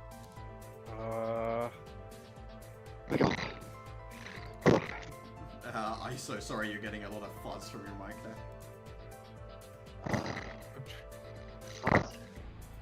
Oh, I saw you good. There we go. Bro is running. I think so, yeah. I'm gonna go investigate the source of the gunshot. Yeah. Head back. It came back from where Rudolph and Crescent are. Oh boy, I can only assume 1, 2, 3, 4, 5, 6. I'm gonna dash. 1, 2, 3. Okay, what am I seeing here? you see kneeling down what appears to be the major domo from oh god, why am I blanking on his name? Casper. Is Casper? The major domo from the warehouse. I don't know why I'm failing on the name right now.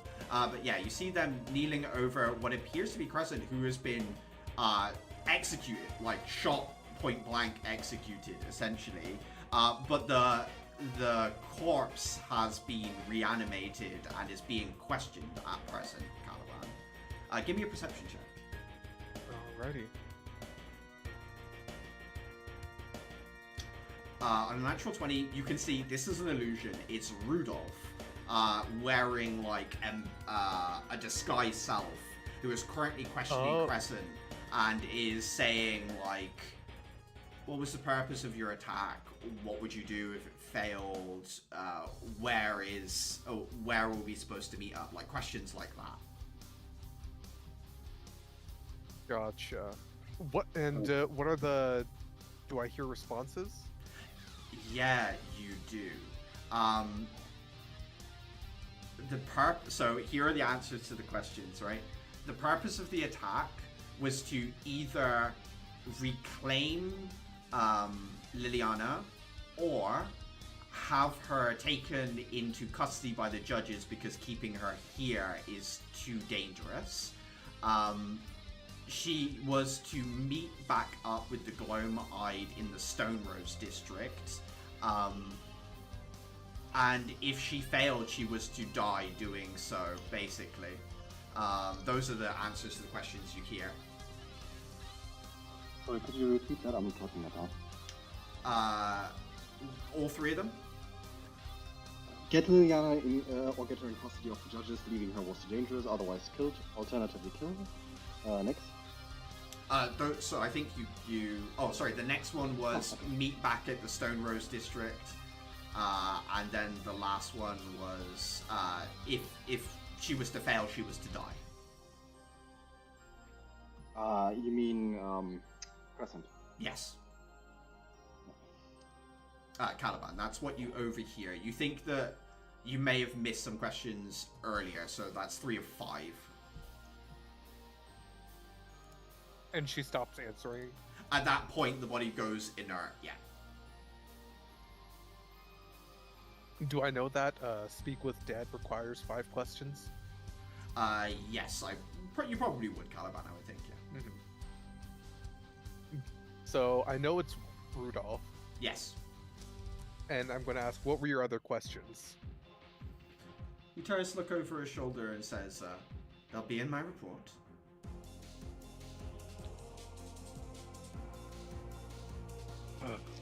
Fine.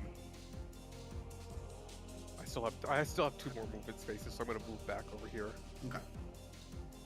That's the end of my turn. Adhera.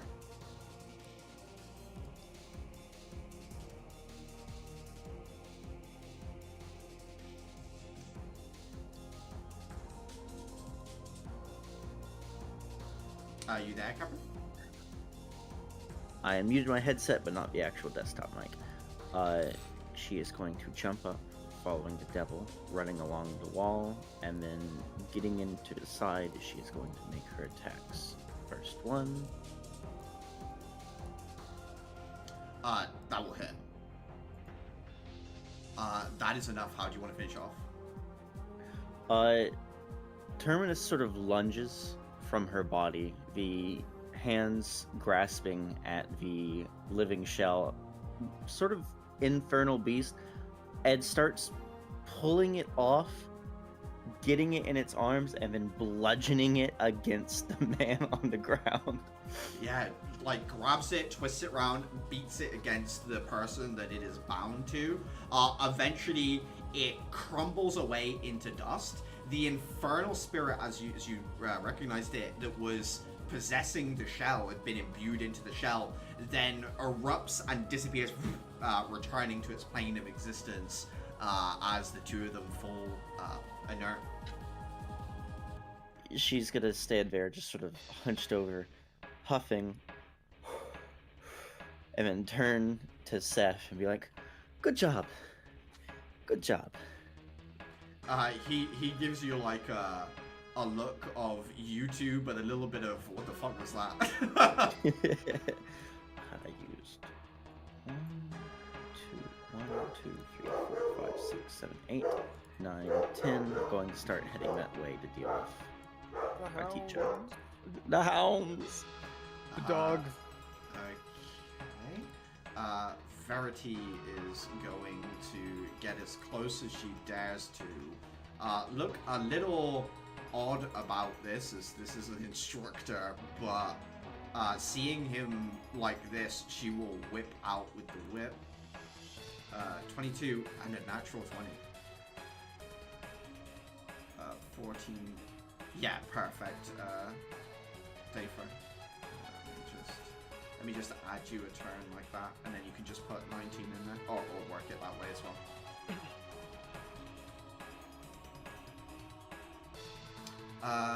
Sorry, yeah, so that was 14 damage, and then the crit. Oh, sorry, I already rolled that. 19, distracted myself. 14 and 19. Both psychic damage, so both actually able to get through whatever this weird bestial form is. It is Axel's turn. He is going to... he's going to move this way, take the attack of opportunity from Sky.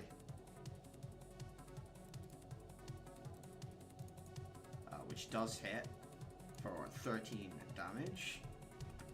And then he is going to try and sink his teeth into Verity's shoulder.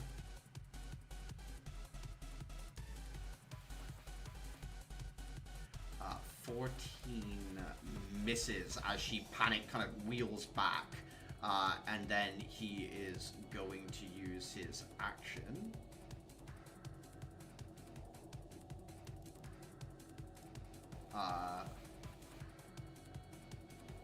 Yeah, he's just going to attack 2 more times. Let's try it. 25 and 24 both hits. So that's 6 and 10, that's 16 damage as they impacts into Verity's shell. Tamara's turn. She is going to run this way using a bonus action to dash, and then she is going to use a crystal to cast sleep.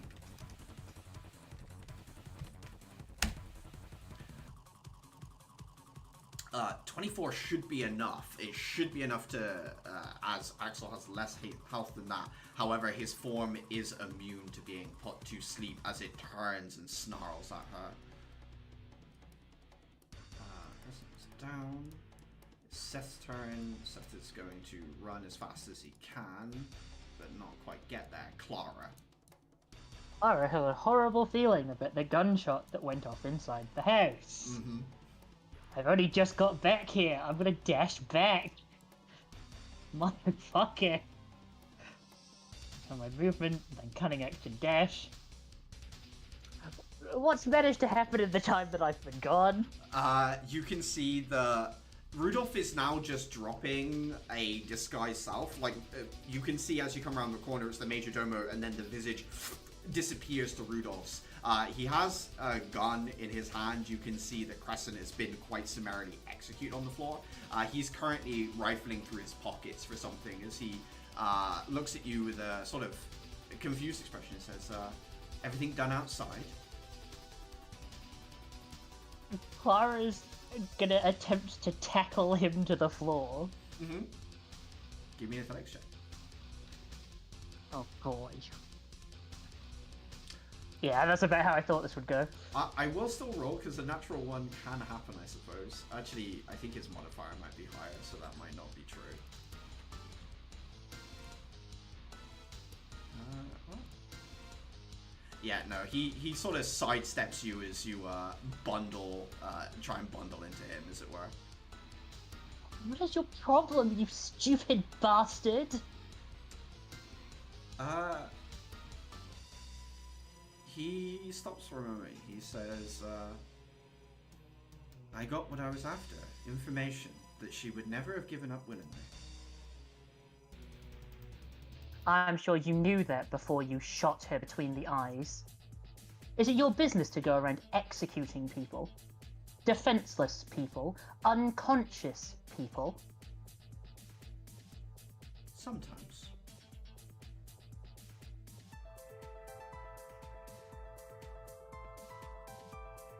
We'll see.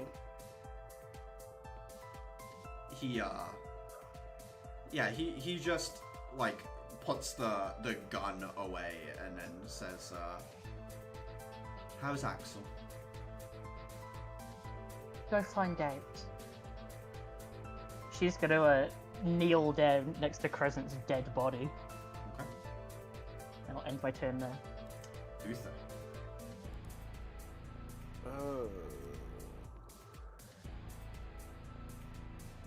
These diagonals don't feel right. It's fine.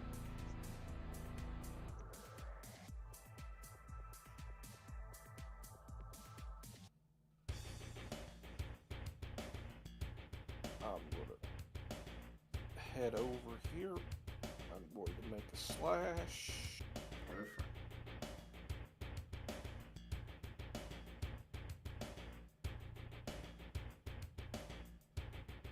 Uh, 16 hits. Oh, wow. Okay, he's got that low. AC. Do you have sneak as well? Should have.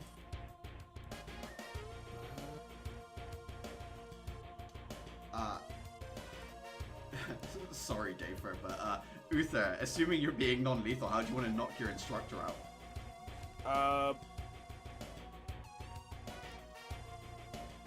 He dashes in. It's like a full body, just like spin as he flips the blade around at the last second and just clocks him in the side of the head with like the thick back of the blade.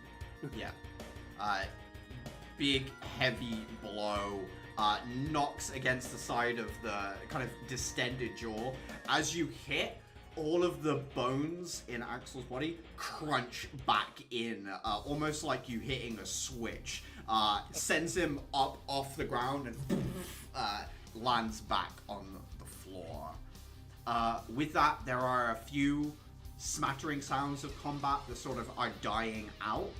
The airship above is doing patrol loops, the lights sweeping the streets, occasional patrol groups of peacekeepers dropping down from it. Other airships in the area are beginning to respond as well. But that is the end of the combat as it stands. Is this what I'm looking for? No, too big.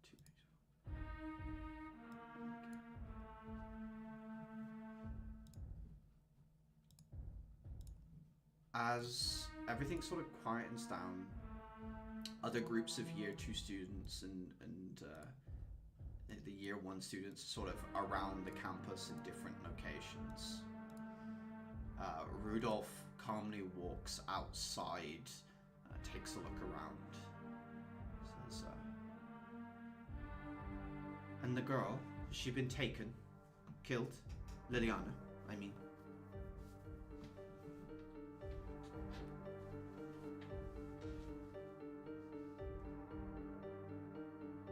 Given I was not there for any of this, I'm just gonna look at the rest of you, assuming that you did something. Yeah, I punched her in the face. She's safe, as far as I'm aware. Good. That's good.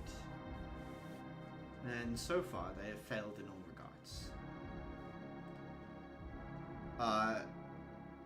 He looks over at Sky, who gives him... Her expression's always even. She's very balanced and composed. Despite everything that's been going on here, the desperate fight against that creature and Axel, she's always kind of got a detachment. You can tell that Rudolph and her have a history somewhat similar than Axel and Rudolph do. They seem to know each other. Rudolph looks at her and says, "You managed to get him under control then?" She nods and says, "Creature did most of the work, but everything's fine now. What are you doing here? How did you get here so quickly?" "I was called for."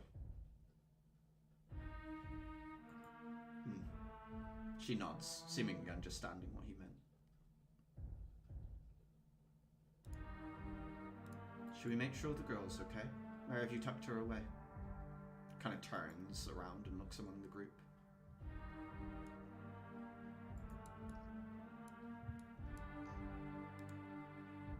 Again, I would shrug as that's you guys' thing.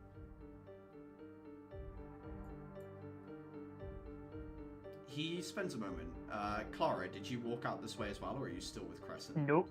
I Okay. am still up there. I'm not letting him sneak this girl out of the building. He spends a moment, he thinks, and says, "Since none of you seem to be talking, I'll assume it's Clara that knows." And where is Clara? "She's with Crescent."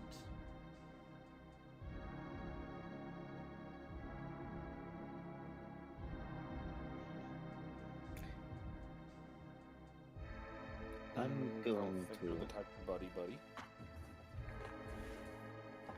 What was that? Sorry, Uther? Said, they don't sound like the type to buddy together. Crescent is, no more. I guess Clara's keeping watch. Just in case.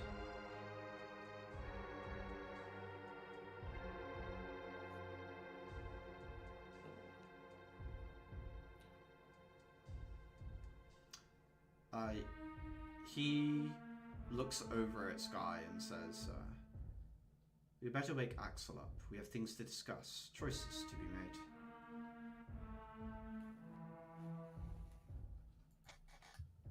Sky pulls out a small vial, feeds it to Axel, which does wake him. He blinks, looks around, like puts a hand up to his jaw from the impact. "That one hurt." Looks around, sees Rudolph. The two of them sort of lock eyes. Says, "Did you get what you were after here, Rudolph? Since you're here, I assume you had an angle." Nods, says, "Information. Good information. The Glomide weren't just here for the girl, or they had a contingency plan should they fail. They wanted the girl to go into the custody of the judges. Which means that I was right. There is someone on the Council of Judges that is supporting this criminal element in the city. Which means we need to change the situation, change what happened here today. At least as far as my report goes. Which means we need to talk about what we all saw." He thinks for a moment, and then he looks at Axel and says, "I think your student has taken umbrage with my methods. I had to question the deceased body of one little assassin. In order to do so, I had to make her deceased. I think she has taken it quite personally."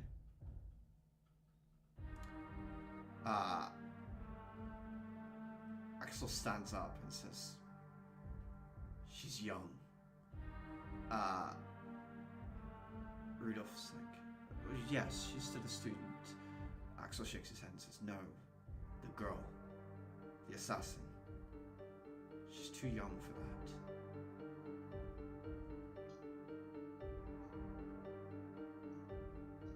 "She was dangerous. She almost killed many of your students." Axel spends a moment and thinks and says, "If Clara's upset, it's not because you protected her from an assassin. It's because you did something wrong." He stands up with Sky's help and pushes past him, and then heads into the building and around the corner to where you are, Clara. I was in the room when the great noble knocking out and hiding event took place. Correct. I know where she is. You did.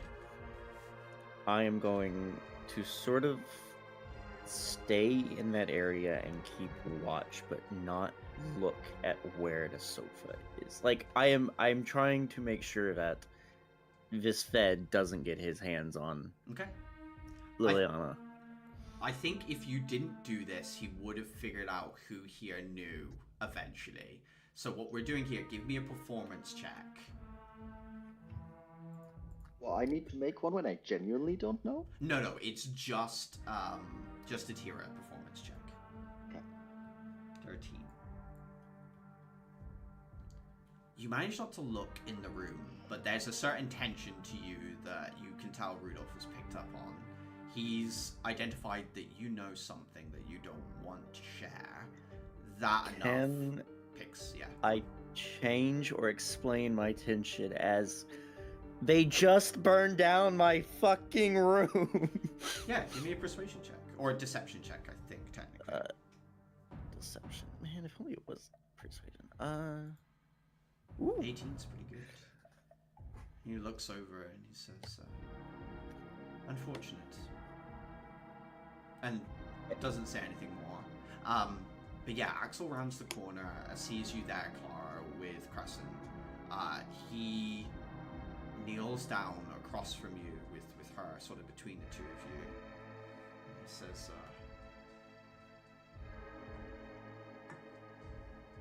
Clara, how are you? Silly question, I know. I'm alive. It's more than can be said for some people.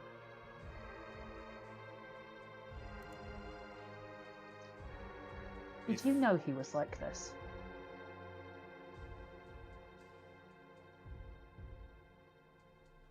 Yes.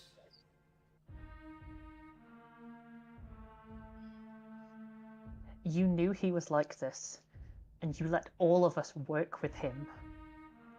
In our first week.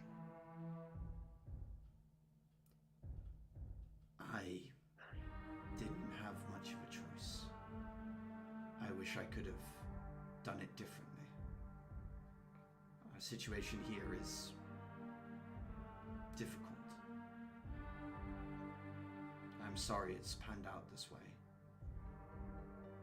But there is a little bit of time left. If we hurry, we can save her, maybe.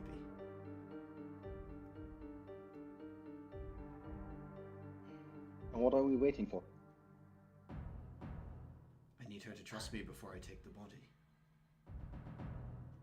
It's not you I don't trust, but I want you to look at this carefully.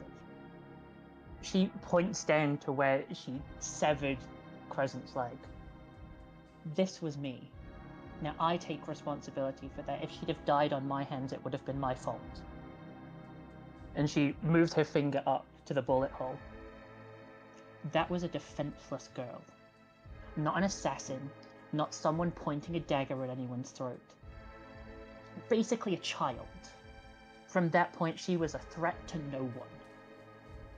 Now, I understand being rough. I understand the necessity of interrogation. Believe me, the dagger wound that I'm sure is in my back will tell you that I knew enough. But that's what they did to my brother. When someone was already helpless and surrendered. And he killed her just like they killed him. It's not you I don't trust. But I need you to promise me you give me the heads up if anything like this is gonna happen again. You're right. I'll do what I can. I'll do better. I can't You're a good man. change what happened, but I can try and fix this one. No, it's not you. You're doing all the right things. I should have known better than to leave. Let's go. If there's anything we can do for her, I'd like to see it done. Can I see her dagger? The Yes. whatever it's called, the gouger. The gouger. I'm gonna take the gouger. That's it. I'm gonna take it. Mostly because I think Clara's weapon is about to get a fourth blade. Oh no. He looks at you and says, "Try and keep up, because I'm not gonna." And then he, as he's saying it, he scooped her up. He slams through the doors, and he's fast. He's 40 foot plus 40 foot plus 40 foot, running towards the nursery station, essentially. Okay, no, I can do 60 foot. I can do 60 foot for hours, 4 days, but I can't do more than 60 foot. I think Clara has a chance of keeping up to some degree, right? Because you're 30-33. Yeah. Yeah. I have 30, so 90 is what I can do. Yeah, you slowly lose a little bit of ground as he bursts through the door. The nursing staff are in disarray as he slams it. He's covered in blood. He's carrying this small bundle, but he's not talking to them. He's looking around. He runs towards a what appears to be a locked section of the nurses area. Slams into that, rips through, starts frantically looking for something. Just as he pulls out a crystalline crystal, he points it at the girl. Casts a spell. Energy pulses through her.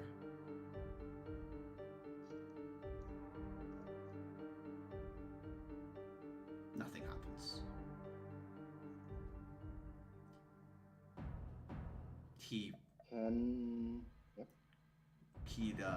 looks at you, Clara, and you can see he's about to say sorry when the individual assigned to you by the Azalea Foundation, Richard DeVow, stands up from his little corner area and says, "Do you need help?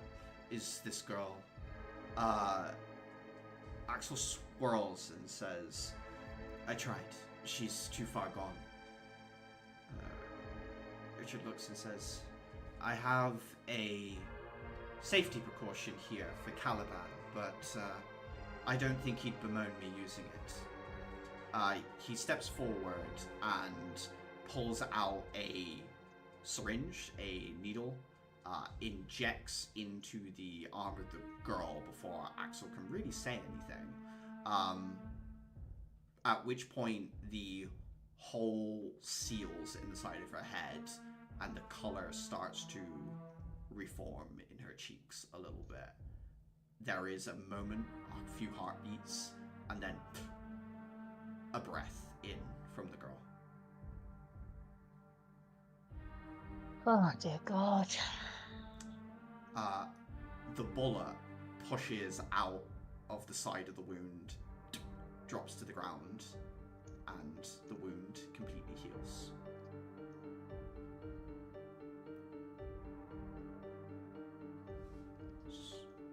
Is everything going on out there all right now? I heard combat. Actually, I'm sure you'll have plenty of visitors in the morning. I see. Itira, Clara, you watch as the leg grows back. Slowly but surely, it is returning. What is this stuff?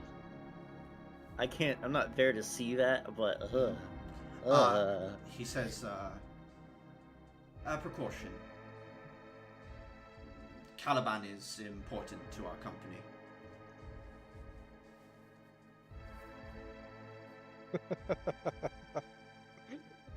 Where am I when this is happening? I don't know whether you followed after this Where or are whether you stayed with Rudolph and the rest of them. I feel like, seeing the importance. Nah, I feel like this is their moment. Okay. You would have been more concerned with other stuff. Yeah, Richard just says there will be side effects. She won't be moving for quite some time. She'll be comatose, so to speak. Her body has just given up everything it has for quite some time to do that. But she'll live. It's probably just as well. I don't think anyone's going to want her up and moving too quickly. You seem relieved, though? For someone who's dangerous? It's about the meaning. I understand. It can be difficult, wanting to help everyone all the time. Yeah, it's my noble heart. I'll grow out of it, I'm sure. I hope not. Axel puts the girl into bed and starts talking to the nursing staff about what to do with her. The fact that if she's in a coma, that's, keep an eye on her. But if she wakes up, she needs to, it is unfortunate, but she needs to be restrained just in case that she, for some reason, doesn't go into this coma or whatever, and explains everything essentially. Meanwhile, Rudolph looks over at the rest of the group that's here and says, it seems they're trying to save her life, I suppose. It's taking them some time. There's a lot to discuss. Suffice to say, if I put my report through accurately, I would say that the Glowmide were here for the girl. I likely believe that the judges will determine this location to be unsafe for her as such. She'll be put into a securer location. Not here, not with her family, but somewhere more locked away. I think that's partly maybe what the Glowmide wanted, given their failure here. So I think we should probably change the narrative so they don't get what they want. I think You want her to be institutionalized. I don't want her to be locked away at all. I want her to stay here. However, quite clearly, there is danger in that as well. So, I guess what I'm saying is, I want you all to make a choice with me. We can do what's correct. We can give my report in an official capacity, and she will be taken away just as the Glowmide wanted. Or we can lie, make up another reason the Glowmide attacked the Academy, and the girl can stay here. I'll work on finding out how to make her less vulnerable to the magics of the Glowmide. We'll probably need to find the codex that she has been bound to, which means further work with me against this dangerous gang. I'm just squinting at the detective here and just... Crescent had an obsession with me. Oh. She seemed to think we were similar. That's your excuse. She attacked the Academy in force in order to what? Capture you, draw you out? Probably. Perhaps Capture me, also torture me, piss me off, push me over the edge. I can work with that. If everyone else here is willing to go along with that story, that is the report I can put in. intellects. This is for Crescent? Or... This is the bullshit we're going to spew for why the Glowmide attacked. Right, okay. I'll wait to talk to Axel, and perhaps your headmistress as well. I know Axel can't do much without consulting her.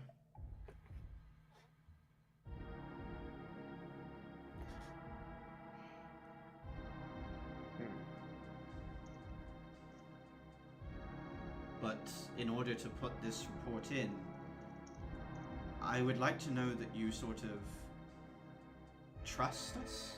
Me? I happen to think that at least one of you must know where Liliana is. I would like to make sure that she is not still under the control of the Glowmide at present. Will one of you trust me enough to share that information? Can I insight his intention if it goes beyond simply checking on her? Yeah, you can give me an insight check for sure. Come on, Adhira. Oh. In this moment, you realize he's bargaining for access to her. He knows he's giving this situation as he's the only person that can save you guys from her being taken away. But I'm just, Go on. sorry. But what you can't tell is if, like, obviously, either way, like, whether he has negative or positive intentions for her, he would still be using this bargaining. You realize that's the kind of person he is. He wouldn't just say, I'd like to check on her. He has to have an angle or an excuse or a justification first. So it doesn't really tell you about his intention. It tells you more about who he is, I think, in this moment, Adhira. Adhira is going to keep quiet. Respectfully, as Axel cannot do things without oversight, we cannot do things without oversight.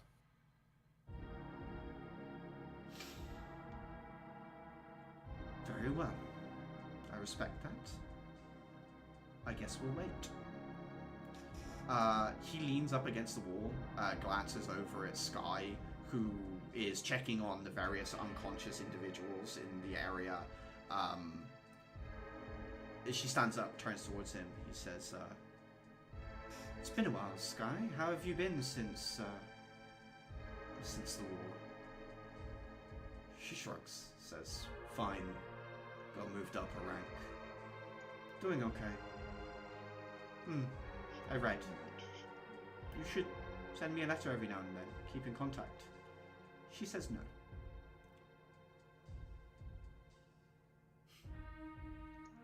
He just sort of sighs.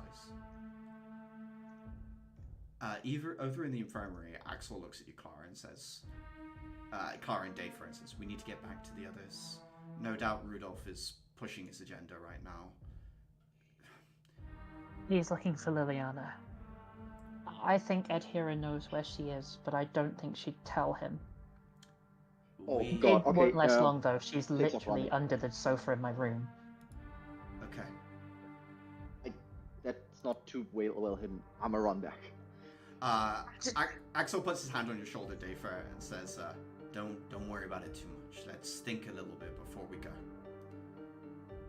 I know you don't like his methods, and nor do I, Clara, but right now, I think we still need to work with Rudolph as much as we can stomach. I don't know what their purpose here was.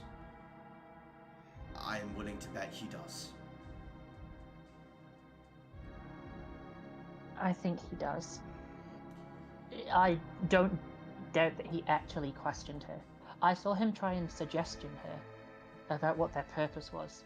She very nearly told him the first time. She definitely told him after he shot her. So he'll know something. Okay. I agree.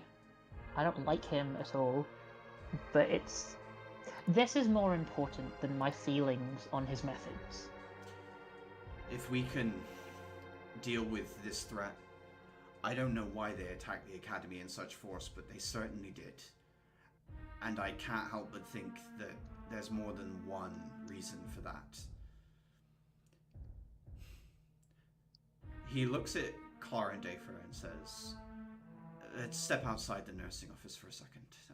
Steps away from the staff in there and says, there are members on the Judges' Council that back the headmistress, back our academy, and what we're trying to do here, the changes we're making. There are others on the council that do not. An attack like this on the academy, any person that's been harmed, any reason at all they can think of to try and disparage the academy and otherwise get it shut down, they'll use. Rudolph is, as much of a bastard he is, working for a judge that is on our side. I need to keep as many allies for the headmistress as I can right now.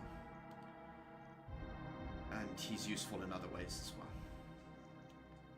Oh, he seems like a very useful ally, just a very terrible person. It wasn't always like that, but yeah, that's a fair summary. Let's head back.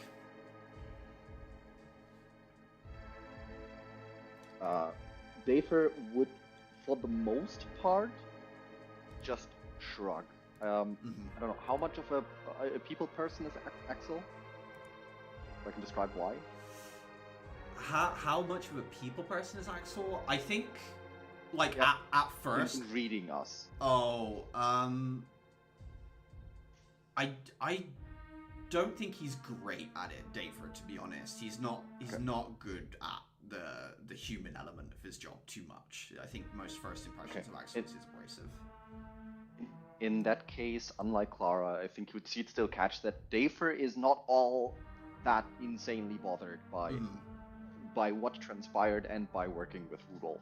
Okay. He's more ambivalent and mostly looking at Clara when she's like you're more when she concerned. utters. You're more concerned that Clara's concerned than you are of what happened, basically. Yeah, I got you. Yeah, I think he probably would pick up on it, but he's seen this kind of reaction to Rudolph before. It doesn't shock him. He heads back with the two of you, steps out towards where the inspector is, the investigator. They have a short exchange where he catches up with Uther, you offering to be the reason that this attack happened. Axel thinks for a moment and says, I think that will do to some regard, but I think we should include me in the mix as well. Don't, we can say that it was also revenge for interrupting that operation, an attack, if you will, not just to capture Uther, but also to try and kill me. That will explain the depraved that they sent. What is that? You've used that word before. There's a place, a reality that sits. If runes sit below us, spirits sit below that, the depraved sit even deeper.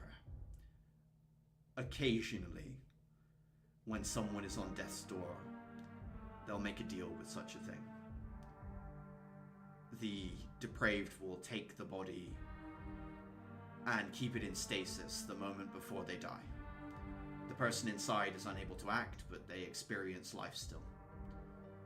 It is a creature of extremes, as you saw.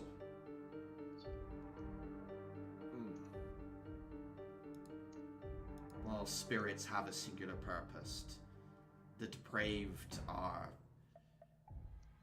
constantly shifting.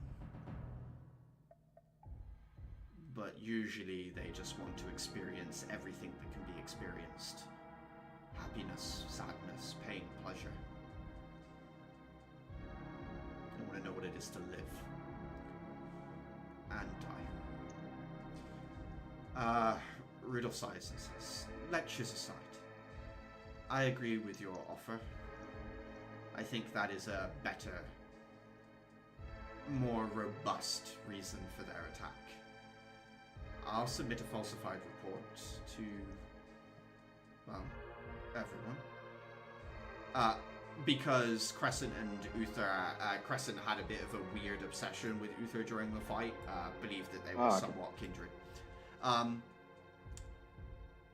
Rudolph says, clearly your students don't quite trust me, but I understand. We need more time to work together to understand that my results are worth it. When you find the girl, when they tell you where she is, check her for any runes that might have appeared. The dimensional anchor I gave you in order to ward away such things, she's to keep it on her instead now. Axel thinks for a moment. Go on. At the mention of runes, Dafer perks up. Axel first. What? Oh, go on. At the mention of runes, Dafer perks up. What rune type? What dialect are we talking? He just kind of smiles and just says, any marking at all. I don't need you to understand them, unfortunately. For you, I just need to know if they're there or not. That's all you need to worry about. If they're there or not, and let me know. Axel furrows his brow and says, what will putting the anchor on her change? You said to bury it nearby the room she was staying. Well, if it's on her, then she can't be connected to from a distance as easily. Why didn't we start that way?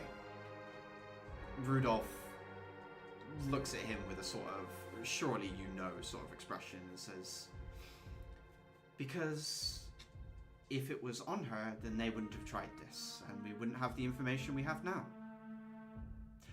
Axel punches Rudolph square in the nose.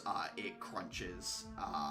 Rudolph staggers back, covers his face up. Blood sort of squirts down the kind of the front of his face. I was going to say that it makes it harder to protect her, but that works too. Rudolph doesn't say anything. He just takes a object out, kind of shines it up in the air. There's a green light that goes from it, at which point the nearby airship pulses with a confirmation color, and an arcane gate appears beside him that he walks through. Gosh, he really is insufferable, isn't he? At the reveal that it was him that essentially put us all in danger, Dafer actually gets furious.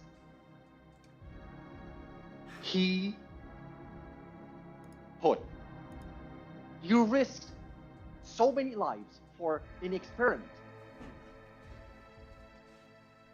What the fuck? Axel looks at you and nods and says, yes, he did. He made a bet. He bet that our academy would be able to hold up to whatever retaliation they sent. What an asshole. I assume Uther is still looking like half green from all the poison running through his system. Do we need him, or do we just need him? I assume Rudolph is already through the gate and gone. Yeah, he's gone. Fucked off back to the mothership. Sky will say, his information is always correct, unfortunately. Whether you need him to finish this now, I don't know. Axel stops for a moment and thinks and says, we can try it on our own. We can cut him out mostly from here. He'll keep feeding us information, but we'll stop feeding him back. I like that. Surely he's not going to accept that after going through all of this. He won't have a choice. I'm not working with him. Not anymore. I don't know why I trusted him with the anchor. I should have seen that already it was a ploy. I was thankful when he gave it to me. I thought he was actually trying to look after the girl. Well, Where? inside the... Go on. Oh no, we just want to say that we didn't want to have her out and about while he was here. Where is she? Let's take a look at her. Adhira kneels down and grabs her feet and just slides her out from underneath the sofa. Does anyone in particular want to look her over? I will. Yeah, give me It's a me, medicine. the medicine woman. Give me a medicine check with advantages. Axel will assist you. Nice. 24.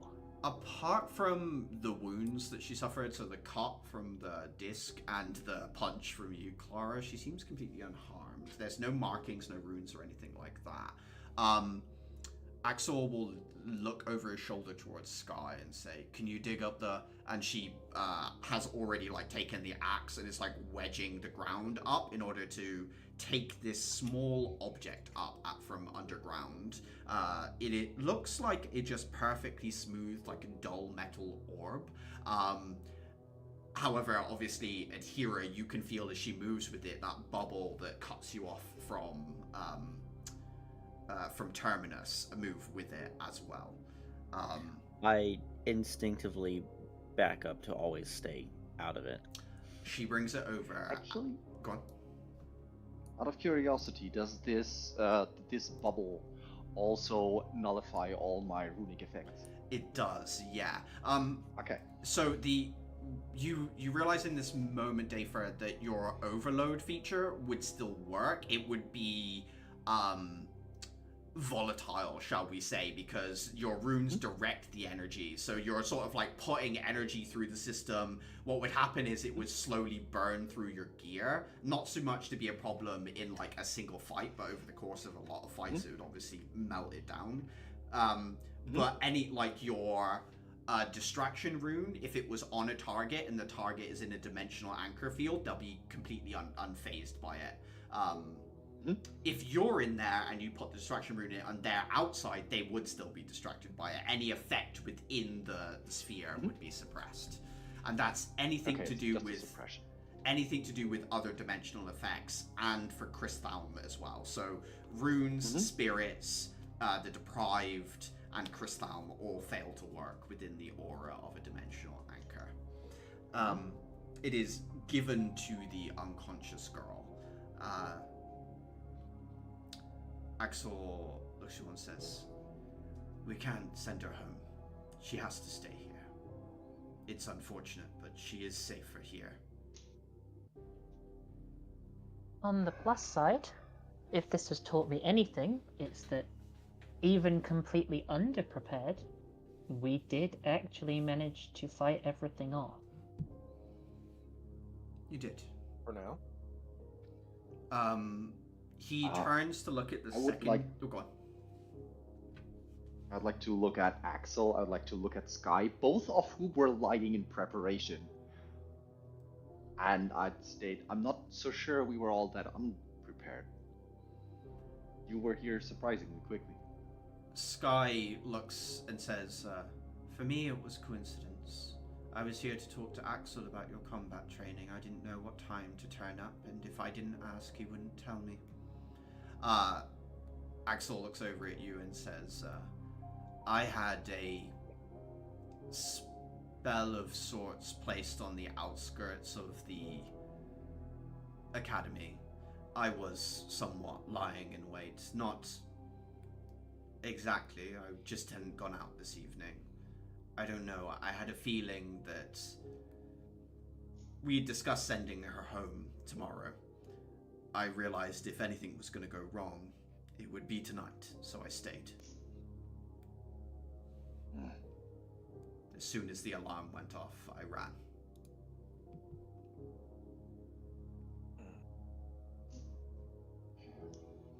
He looks at the second years and says, "You've heard a lot tonight. I want you to trust that, as your instructor, I am doing everything I can to keep you safe. It is an outside element that is acting on the academy that will be dealt with. Thank you for helping repel this. Thank you for helping keep my class safe in the midst of all of that. If you can keep a lid on anything you've heard here, the headmistress's speech should clear up what everyone will and won't know. I don't want to worry anyone. She'll make sure that they're prepared for the reality of what's going to happen now." Does that make sense to you? You make this sound like this is the start of some fundamental changes. I won't say too much, but she's picked her path forward. It's not the easiest one, but it is the one she feels right. And I agree with her. I'll let her tell you herself. I don't think you've ever had the pleasure of really meeting with her, so... I will be honest, for a second I thought she was her. So, pointing at Sky. So... Sky thinks for a moment and says, "Me, a headmistress? No, I don't think so. I think I'd rather retire to a quiet house in the middle of nowhere. Axel raises an eyebrow at her and says, "What? You working the land, living off of what? Tomatoes?" She very quietly says, "I like tomatoes." Can I insight them both? God damn it. And they were I'm- roommates. Yeah, it's sort of. Oh, God, woman. Stop One trying to second. take the It's thing. definitely. Adhira, By the she's- way, ship. she's a little bit younger than him. You get the feeling of like he was a third year when she was a first year. They probably trained together somewhat. Maybe definitely have a professional history. Okay. That's what you can pick up. Sky looks around and says, "I'll see your students for combat training on Friday. I'm gonna patrol around the academy for a little bit and then head out." Axel nods and says, "Thank you for being here tonight." She just says coincidence as she hops the wall.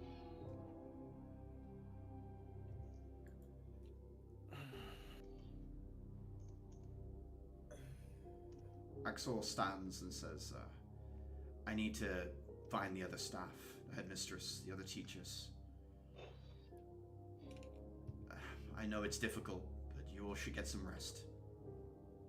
And Adhira, you'll have to bunk with someone." Yeah, I figured as much. Otherwise, I just sleep on the couch. I think it's best if Liliana stays there tonight. If you, I assume, Clara, you would have treated her wounds as part of that 24, the cut and stuff. Yeah, I would hope so. She might be confused when she wakes up. Tell her the truth, but break it to her easy. Can someone else tell I her that I believe in punched her. her in the throat? Punch her in the Caliban throat? slowly raises a hand. I'll tell her you punched her in the throat.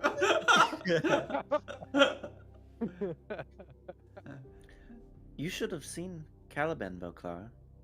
He dragged you out of that room. I did nothing of the sort. Deception check.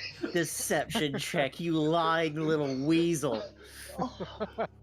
You actually tried to say I did nothing of the sort.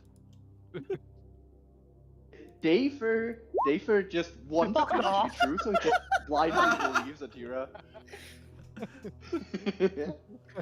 Oh, Clara says nothing, but she knows. Alright. Just Caliban just straightens his clothes. I have better things to do than be around you pissants. Wow, he's laying it on thick this time. No, he needs to, we've just had insufferable male who's been punched in the face. He's got to reclaim his throne. Rudolph's given him a bar to aim for. Wow. I'm insulted on Caliban's behalf. What the fuck? That's low. It is quite a high bar, actually. Anyway, party people. My everything hurts. And I'm just going to walk out of the room. I'm going to return to my own room and start rummaging through what is and what isn't burnt. Oh yeah, has that fire gone out by itself, or have we been having this entire No. conversation The- while it's the like fireball, it smoldering in the background? The It's well spell done. the spell was literally like modified on the fly by the infernal demon to only damage the belongings and things of Adhira as it impacted in. Incredible talent, can't lie. But That demon. fucker. I'm just gonna make this check in the background because I forgot to do it. Hey, That's second Sam, can I wind, by take- the way. Gotcha. Can I take a level in Paladin of Vengeance? No, but I'll give you Oh. inspiration for the loss of your belongings to a fireball. Oh, okay. I'll take Oh, that. who is it you're gonna have to bunk with? Jesus Christ. Clara's I mean, room's pretty. David would just offer. Clara's room's pretty packed. I think Verity would look over at you, Adhira, and say, "You want to sleep in my room?" That sounds lovely. Okay.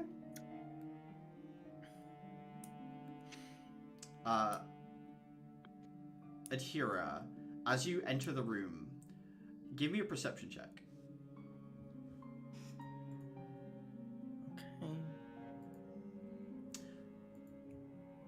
Posters of K-pop band style individuals on the wall. The pillow in her room is actually a large stuffed teddy bear. There's no pillow. A lot of pink, a lot of purple, glow-in-the-dark stars on the ceiling.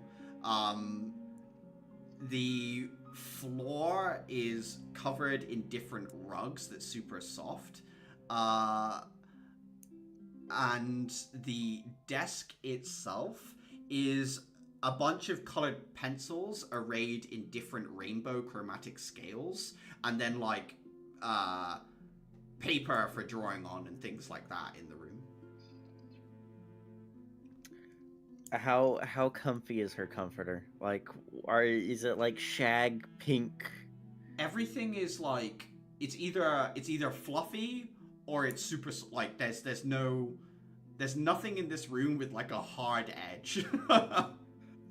I think Adhira walks in and there's a sort of expression of distaste. Like, this isn't quite what she enjoys or likes. And as she like steps through and like steps onto the rug and sits down on the edge of the bed, she just sort of like finds herself leaning back and like stretching her arms out. After the past, half hour, this is heaven, whether she likes it or not. Yeah, you're just like floating on a cloud. Like, she looks over at you and says, "Do you need anything to sleep with?" She points up at a shelf of Beanie Babies up on the wall. There's like little stuffed versions of a bunch of like strange esoteric animals, dragons, dire toads, things like that. Is there a gecko? There would be a stuffed gecko, yeah. A really like long noodly one. She's going to take that and just sort of clutch it, still staring up at the ceiling. Good night. Good night. Thank you. You're welcome. She lays back, falls asleep. Instantly. Is she a honk shoe or is snort me? Me. Oh god, she's adorable. Oh. You all get. If anything happens to her, I'm killing everyone. You all get the second half of your long rest, so you will get all your resources, health, everything back. Oh, thank God. I sure needed that. I didn't even expend any resources. Aren't The only you special? Technically, I can't tell between me and Dafer who took the least amount of damage. Dafer wasn't in the fight. Oh wow. Yeah, me, obviously. Wow, completely I forgettable. didn't even get attacked. I did this entire encounter with like one hand behind my back. The mooks just kept coming, and I was just breakdancing on top of them. Waking up the next day, there's a sort of odd air to everyone. There's still a hole in the building, right? Like, some of the rooms have got like bullet holes in them. There's a draft that runs through everything. The normal hustle and bustle of the academy outside just is sort of muted, not really there. Everyone seems to be stepping on eggshells a little bit. There are still jokes made, short bursts of laughter, but it never seems to stay too long. The second years are contemplating everything that happened last night. The speech by the headmistress is to happen this morning before classes, around 8:30 in the morning. Is there anything anyone wants to do that morning? Liliana hasn't woken up yet. I don't know if you want to try and wake her to talk to her, or whether you just let her sleep, or... I'm What day gonna did you say sneak it out before she wakes up, because Mhm. I don't want to be here when she does. I will also get out early, try and do my makeup as best I can. How much of my possessions have actually been burnt? Everything? I think... Give me a D100 roll, and you want low. Yeah. Okay. The damage wasn't as bad as you thought, Atira. Most of the stuff you had out is gone. But you had some stuff in the cupboards that were sort of put away, some trunks underneath the bed that are fine. But yeah, like all the paperwork and like posters, anything out you had out on your desk, that's all gone. She laments over a few of the books, but she rushes to the cupboards, opens it up, and seeing that the small bag of seeds is still intact, big sigh of relief. Still there. She very calmly just, changes into clothes, albeit a little bit smell of smoke, but some people like that.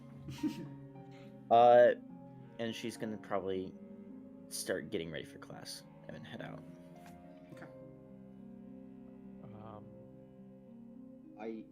Or Calvin, do you want to do something first? It's been a while, but I was going to. Okay, since I never got around to doing it, did anybody inform Caliban about like that Isabel girl to go talk to the medical? Mhm. I believe Clara wanted to do that eventually. Yes, I have been busy with other things, so I have not brought it up yet. Yeah, not been mentioned to you yet, Caliban. Okay, I guess we'll wait until the very end of the campaign for Clara to tell him. Just like we'll wait for the very end of the campaign for you to tell us that we have an assignment. Who can play at this game?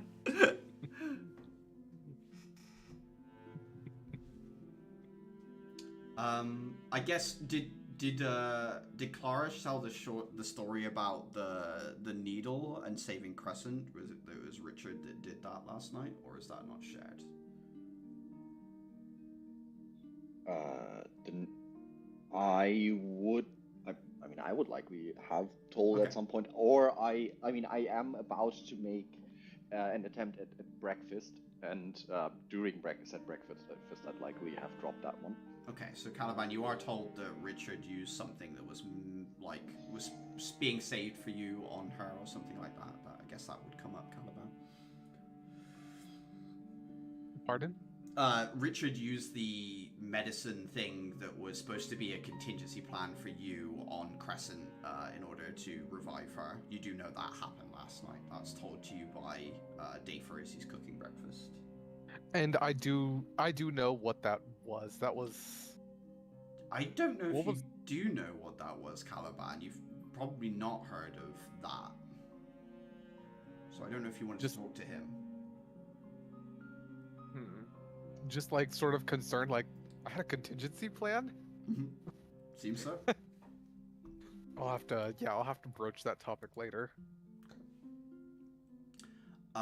Did anyone want to wake up Liliana, or do you want to just give her the time to rest? I would wake her up for said breakfast eventually. That I am doing as my best attempt at lightening the mood somewhat, but like breaking some of those eggshells. This would be the first time she's woken up. She has no idea what happened last night. So if you wake her up, you're gonna have to have a conversation about what happened. I can try. Okay. To the best of my abilities, from what I noticed from that fight.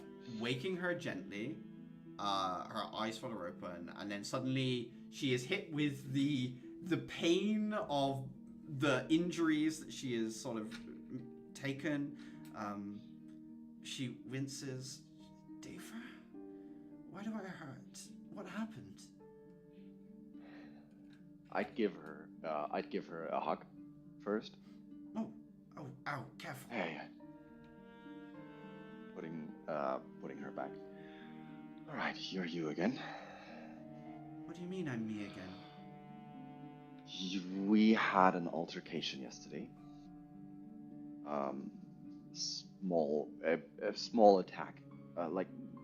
Just a small troop was dispatched, trying to attack the academy.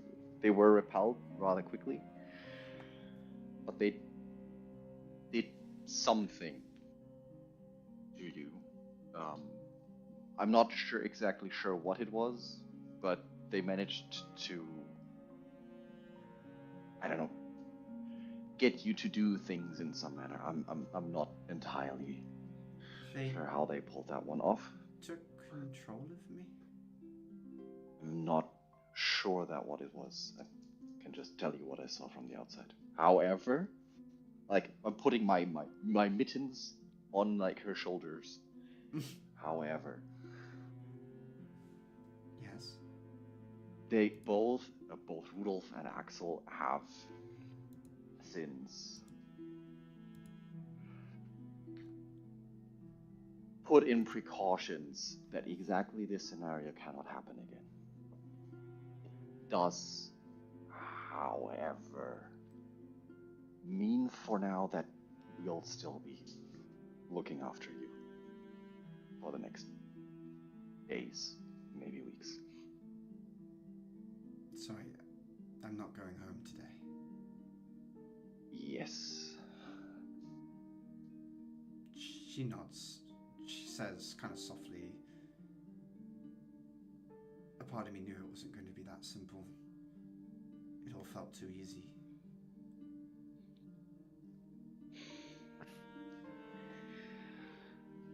Sometimes the road is just a little bit more stony than we anticipated, but we can still try to make the best of what we have. And what you have is a French toast waiting for you. She smiles and says, give me a little bit to wake up. I'll come out and eat it eventually. I just need a moment.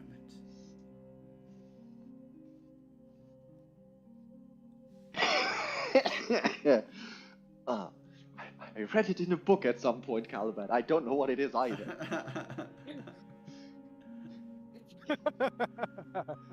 I can't believe I'm gonna have to go into my DM notes and find some way of canonizing the word French without making it a country. Thank you for that. No. It's the last name of the chef who invented that style of that's toast. my first reaction is that there's someone called French out there. French is toast. Yeah, French is toast.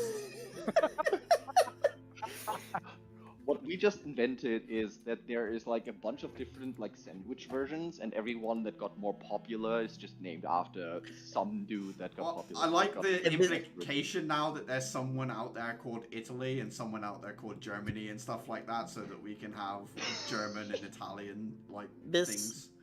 This also allows you to have French's fries. French's fries, for God's sake. I don't want to be here anymore. Okay. You're locked in here with us. I know. Yeah, you head out.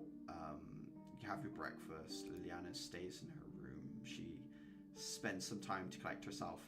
I think you get the sense, Dayfra, that she's not ready to face everyone yet. She'll wait until everyone goes to lessons, and then she'll come out and sort of, explore the space in her own time, as it were. So she sort of nestles herself away for now. Sam. Yeah.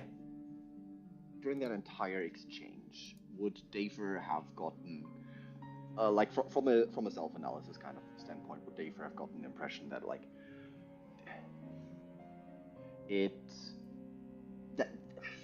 that she is at least not going to take this too drastically?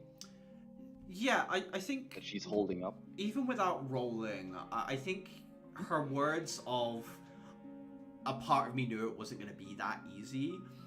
Hmm? There is something in her that knew something was off. You think Dafer, like, and in some sense, she was trying very hard to feel normal, despite the fact that she wasn't quite feeling normal in that sense. And so she was more prepared for it than maybe she realized. I think she's sort of like awakening to that fact in that moment as she breaks through the like denial of the situation.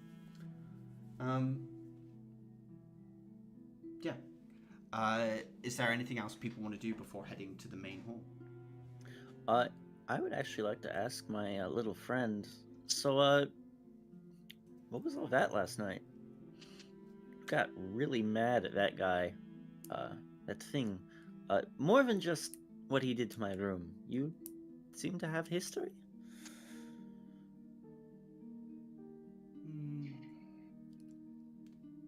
We spirits have been around long enough that we all have history with one another in some sense or another.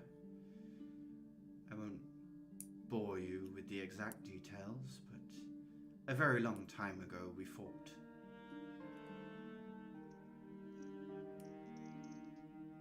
Did you win?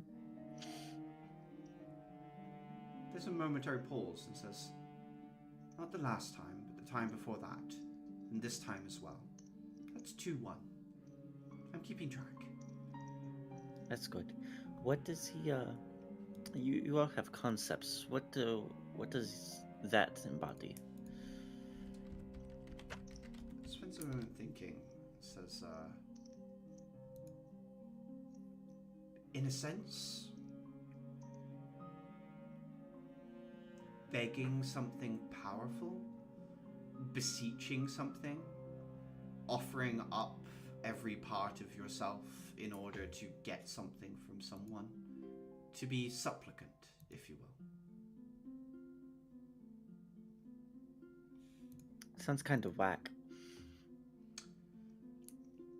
I believe you mortals have a tendency to prioritize your time in funny ways, since it's limited.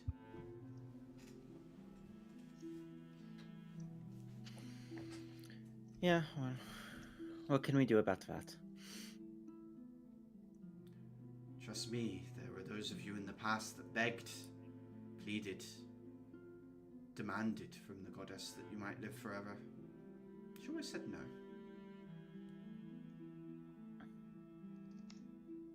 You know what I would want? Your room back? Well, yes. Maybe I could ask somebody to help me, repaint it, give it a bit more, desert flair. But, I think if I knew I was going to die soon, first I would shut up those little dogs that have been barking in the park nearby. That's actually me. I'm barking in your head while you try and talk to me. Why? It's so mean! I was seeing how you do under pressure. You're not doing well. I don't know. We don't have dogs where I'm from. Very strange animals. Huh? If I knew I was going to die, I wouldn't want to live forever. I feel like that's how you get stale. I think I would ask for 10 more years. And then I would hit that, well, they have a name for it. Bucket list. I Oh. think, yes. That's a very elaborate way of saying one more date with the golden boy. I go silent. I go Boom! silent. I am Boom, a stewing. headshot. Oh, he wins this round.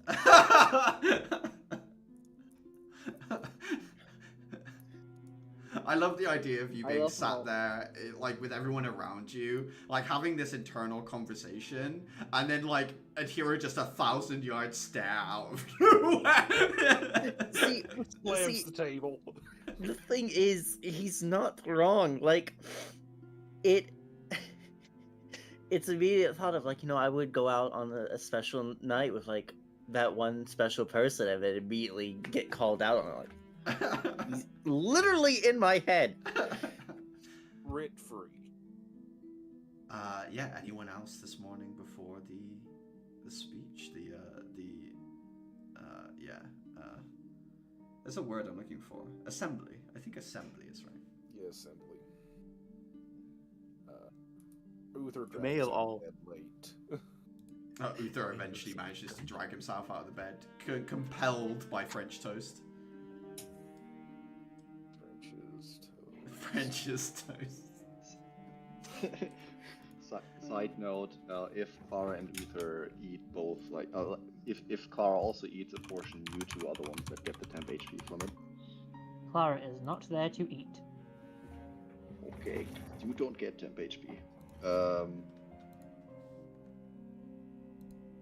Liliana gets the 2 temp HP.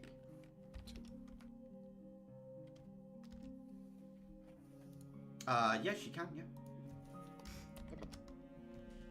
She will. Clara, since you're not there, is there something you were doing this morning, or are you just heading straight to the hall, or? No, I'm gonna go and finish my training because I am too angry and upset to do anything else. Yeah, you head off to the training hall, and I will just say that this morning, with the using it just as therapy and the supreme focus of not wanting to think about anything else, you finish your training. Your chakram throws are no longer a disadvantage when the target is prone. Woo!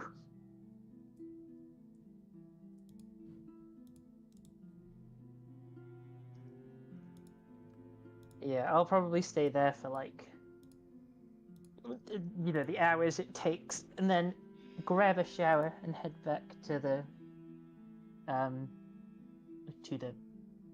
speech, the meeting point, the Great Hall, wherever. As you're in the training this morning, one other person does kind of walk in near the end of what you're doing, near the end of your throws.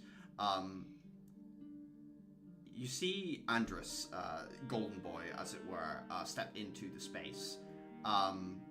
He looks around, sees you, does interrupt you briefly and say, I heard the attack on your side was the worst. Is everyone okay that way?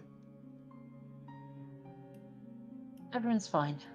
We're all managing. That's good. There was some damage to the building? Some creature fireballed at Hera's room.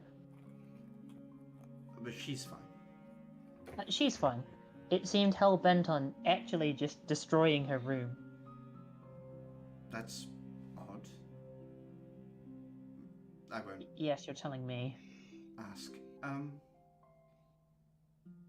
Does she need any help?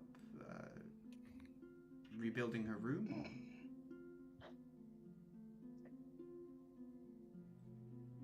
Andrews, I'm going to ask you a question here. Mm-hmm. Are you interested because you'd like to help Adhira rebuild her room, even though it's a completely different building and has, frankly, no ties to you? Or are you just looking for a reason to see her? He God damn! tilts his head for a second and then says, I think both.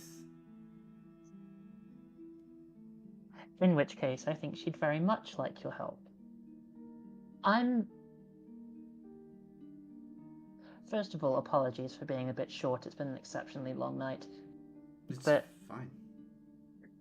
it is plain that she has some affectations towards you. You might want to consider being less coy about what you want in return.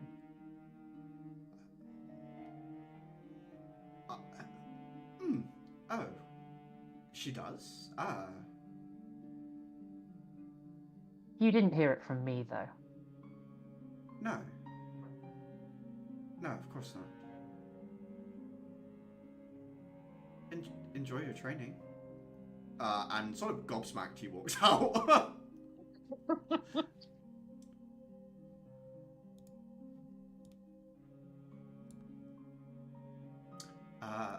And yeah, anyone else for before, or are we good? Sounds like we're good. Yeah, my motivational toast would have taken up most of the morning, Okay. I believe. Heading to the assembly hall, all of the non-combat students are here, all of the combat students are here, all of the instructors, the teachers, everyone is here. The first time you've seen the full academy gathered together in one place. And it is dead silent. The attack last night, the rumors around everything, it's all sort of bubbling just below the surface. Not even like a roiling boil where there's big bubbles. It's just this like simmer in the room that leaves it quiet.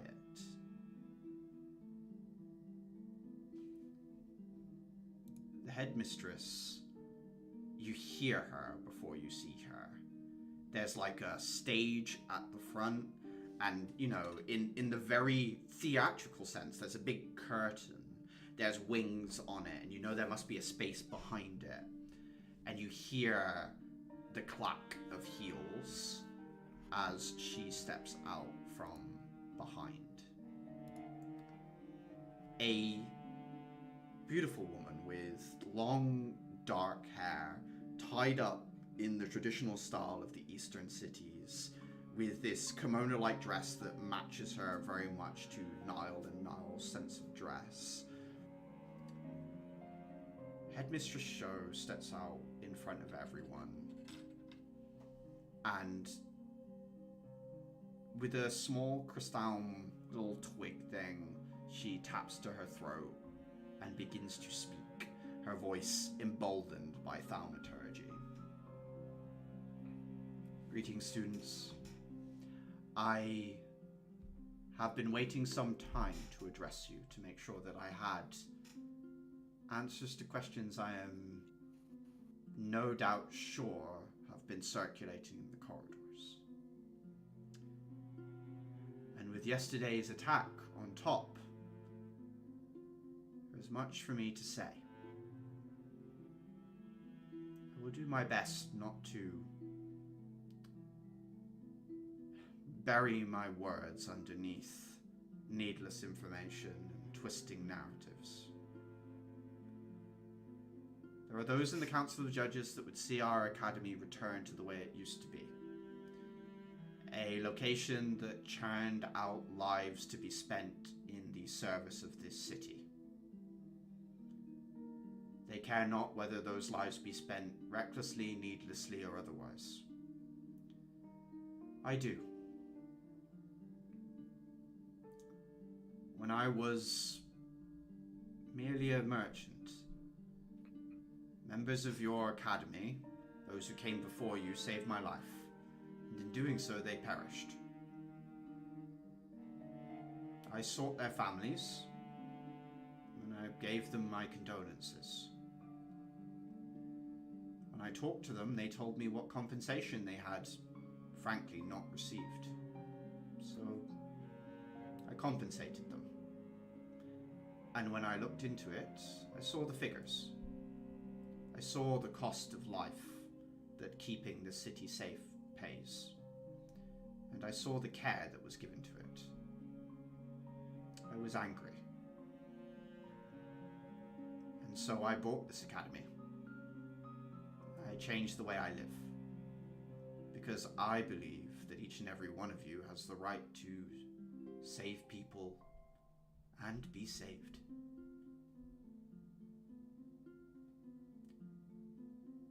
I have decided not to fight the requests of the judges. We will be taking on an ever-increasing amount of students.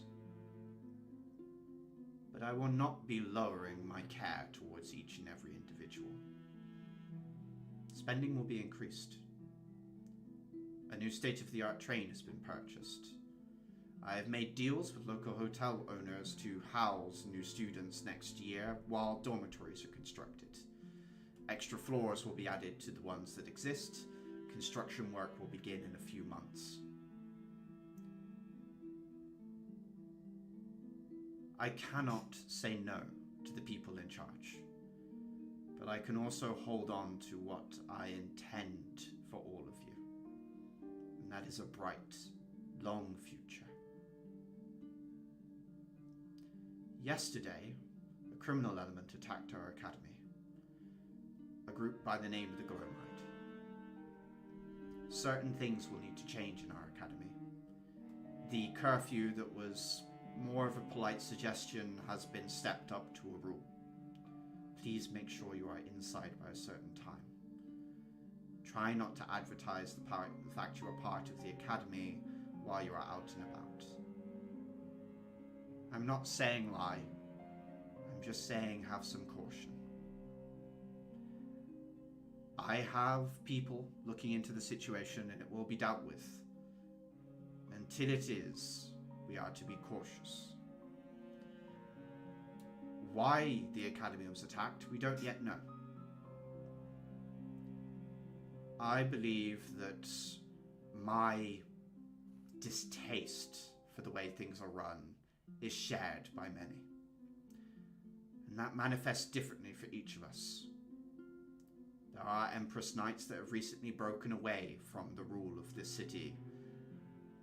They have begun attacking trains and other outlying settlements in order to take what resource they can in order to force the hand of those in charge. I cannot condone the cost of life for life. That is why I am here. I will do what I can in order to protect you, train you, and give you every opportunity you need.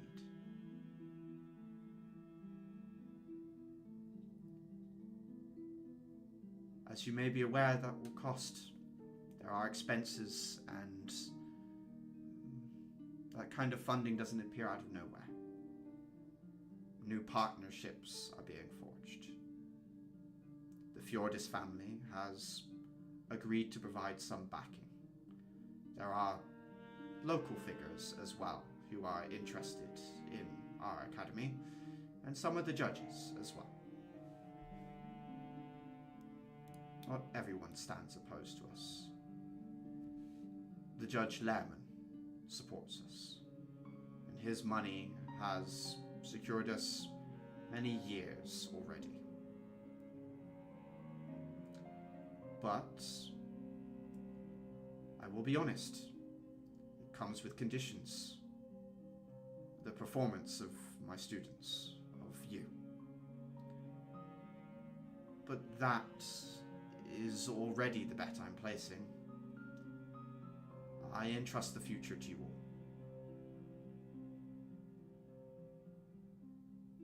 I know that you will do well.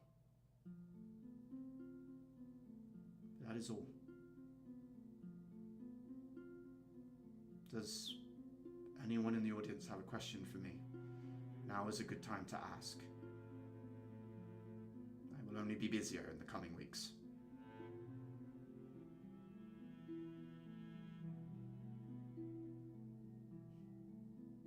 Your instructors know as much as me.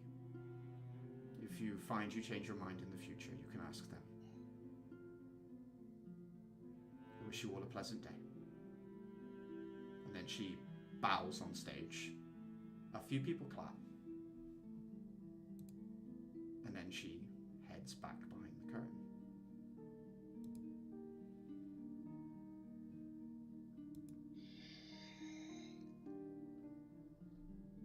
Slowly but surely, people begin to filter out of the hall. Axel, in one corner, catches the eye of your class, kind of gestures for you to walk over.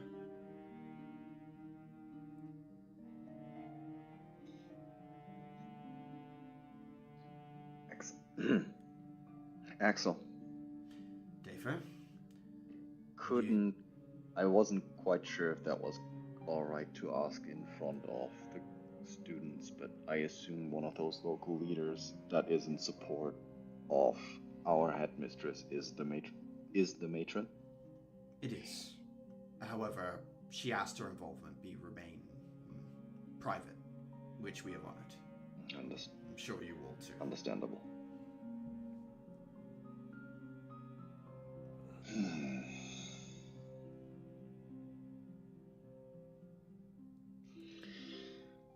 This does feel somewhat like a tightening noose. I don't know why. because she has not taken the easy way out. There will be people that see this as an act of defiance, because it is. Unfortunately, the majority of the council would see this academy relegated to its past. So, it will be... But how is she planning on keeping standards up with an influx of students without an influx of teachers? There will be an influx of teachers. Facilities. Spending will keep increasing.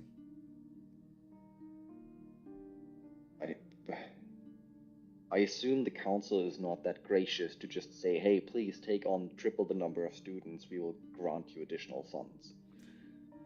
They will not. In fact, the funding we receive from the Council of Judges is likely to be cut eventually by some method or bylaw, or maybe they'll even pull the mask off and say no more. That is ridiculous. I have a really dumb question. Yes. Why do they seem so intent on making this a cannon fodder factory? Because that's what it sounds like they want. We're not sure. I'm not sure. At first we thought it was pride. A lot of the judges, they have history, family members in Immortus. Many of them sit on the board of directors for the academy. It is a symbol for the city, a symbol of excellence, set up by the Council of Judges, and in some sense it is proof of their successes. East Academy was founded by the people. It was set up from nothing, and ultimately the only real boon it was granted is it was allowed access to shells. It has made itself what it is. But that is in itself not enough of a crime even for, well, most of the council. I don't know what the opposition is against this institution doing well, but it's there and it's staunch. Yeah. Has anyone stopped to consider that it's not about the academy? What do you mean, Clara? Well, theoretically, if we look at it from purely a numbers standpoint, there's no downside to the academy doing well. It's another source of Empress nice. It's another source of... it's a win for Empress City, right? They can go on to conquer more of the land under the guise of protection and change the fate of people living on this continent. So it makes no logical sense, even pride forgiving, to keep something so far down. Make it worse, sure, but refuse to fund something that's essentially your guardian protector makes no sense, unless the whole point was to make the person running it look like an idiot. I don't think this is about the academy at all. I think it's about the headmistress. Possibly some of the staff as well. But it's not... this doesn't make sense to be just this building sucks. This is personal. That makes some sense to me.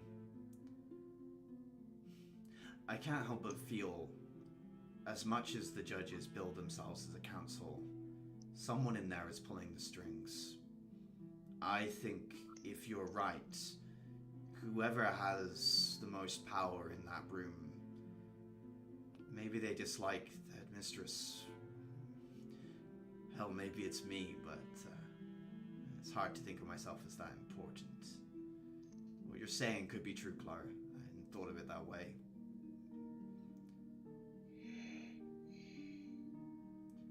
But Lamon, the judge who is helping us, he's a good guy. He's up and coming, and he shares a lot of the same ideas as the headmistress. He's gaining some traction amongst the other judges, where hoping that maybe he can slowly make changes at the top while we prove results at the bottom. If the people can be convinced that what is going on here is, as you said, nonsensical, and I agree, then maybe the pressure from the outside and inside will culminate, and we can end this, whatever this is. Better keep a protection detail on him then.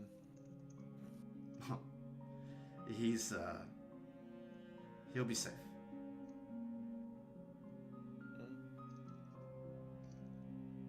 Never know.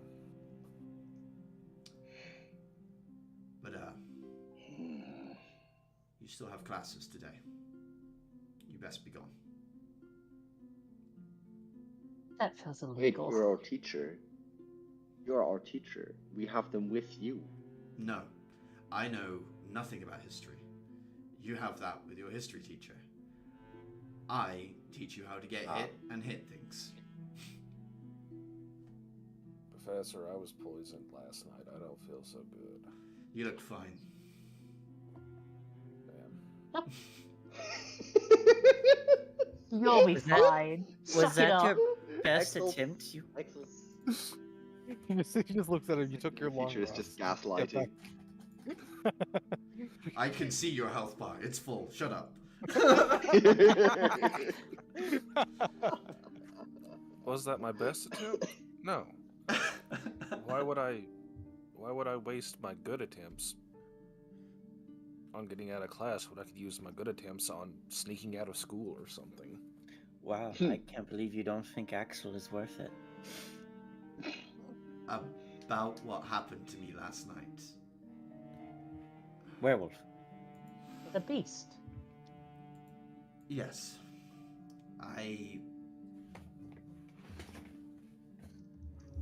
There was an incident. I lost control of what makes me unique. Many of us have our unique things.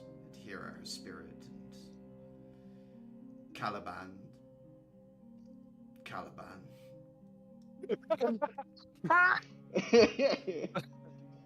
Okay then. Mine was Wow. that transformation, if you will. I lost control of it once, and I've never gotten control of it again. That's as much as I'd really like to talk about it.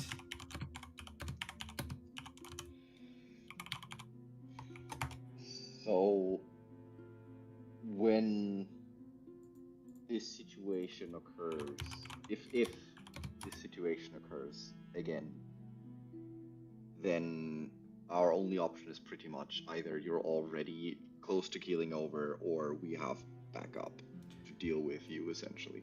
I would have never transformed if Sky wasn't there. I knew that she'd be able to put me on the dirt, so don't worry about that. For future reference, how do you withstand most conventional poisons?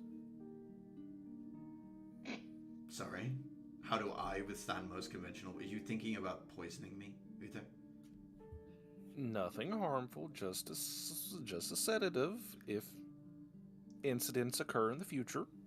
While in that state, I cannot have my mind altered. I cannot be put to sleep. I cannot be slowed, stopped, or otherwise befuddled. I am immune. What if we put you in a box? I will eat that's just, it won't happen. Don't worry about it. What it's if only I a matter- scratch between your ears? What? Oh my God. Wait, so I do have a question on this. You said like his jaw cracked and like his limbs distended. How much more furry did he get, or was that Not just at sort of all. like okay? He's a Professor Lupin werewolf, not a. Oh God, it's like those Sphinx cats that are hairless. But that is our session. We'll end there, and we'll pick up with Monday to Friday next week. Whoop whoop. Fuck yeah. And I have argued that during the time that I was fighting mooks, I would have fired off my barrack smite at one point. No. Opportunity. No, we're not finishing your research project off screen. You were I just too w- I powerful. would You have. didn't even need it. I I Whole would way of have nukes all by yourself. punched with a smite into Axel's face. He would have been the final. He would have been. nail in It my would have been research. perfect. It would have been a narrative nail in the coffin. But I'm sure we'll find a time, sometime in the evening, from Monday to whatever, to finish off anyway. So it won't be too long. All right, I'm gonna close the stream there. Goodbye. Catch you next week.